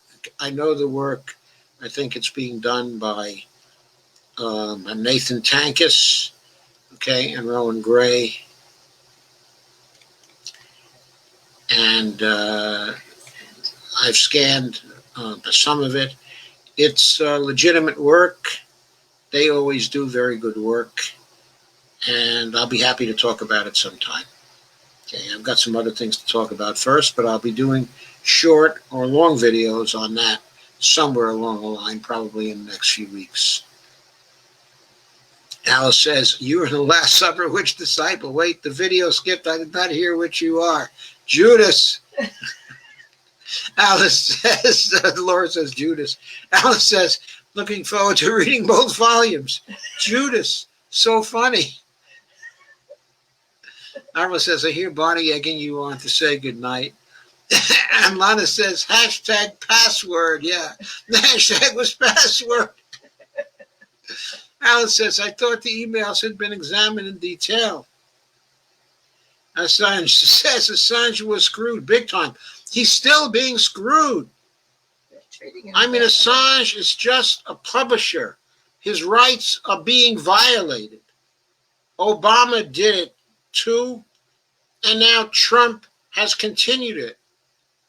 That's another violation. Okay, of course, he's not American, so maybe Obama thought that he could get away with it because he could violate the freedom of the press for someone who's a foreigner, right? Come on. That really was low. It's been low since the government has gone after him. They've gone after him because they don't want people leaking. But he's a publisher. And the Times and the conventional media is not defending him. It's a total scandal. Avril says Pizzagate could be a psyops to discredit WikiLeaks. Could have been. I don't know. Okay. But Samana says being holed up in a hotel room for several years can drive you nuts. Right. Okay, guys. There's only a few left. Okay, Lana says the Now brand, NOW brand, vitamin D and others from Cairo, okay, or Amazon. I haven't seen that on Amazon. And Lana says, I can't see anyone's comments all of a sudden. Thanks, Steve. Bill says, awesome. Thank you, sir. Steve Gonzo says, Michelle Obama, Bernard Sense, and John Case expect to join forces for first night. Join forces for first night of the Democratic Convention. How is Bernie Sanders going to join forces with John Kasich? Bernie, too, that is amazing. Outstanding mackerel and cheese with Scott Ferguson about the Muni money. Very interesting. Okay. Great. And Alice Little says Eric Snowden.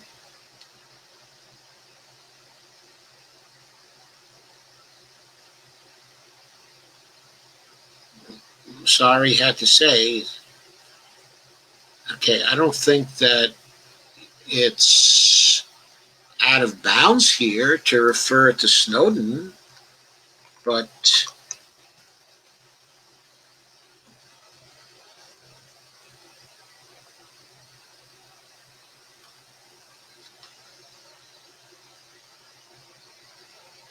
I mean, you can't talk about Snowden.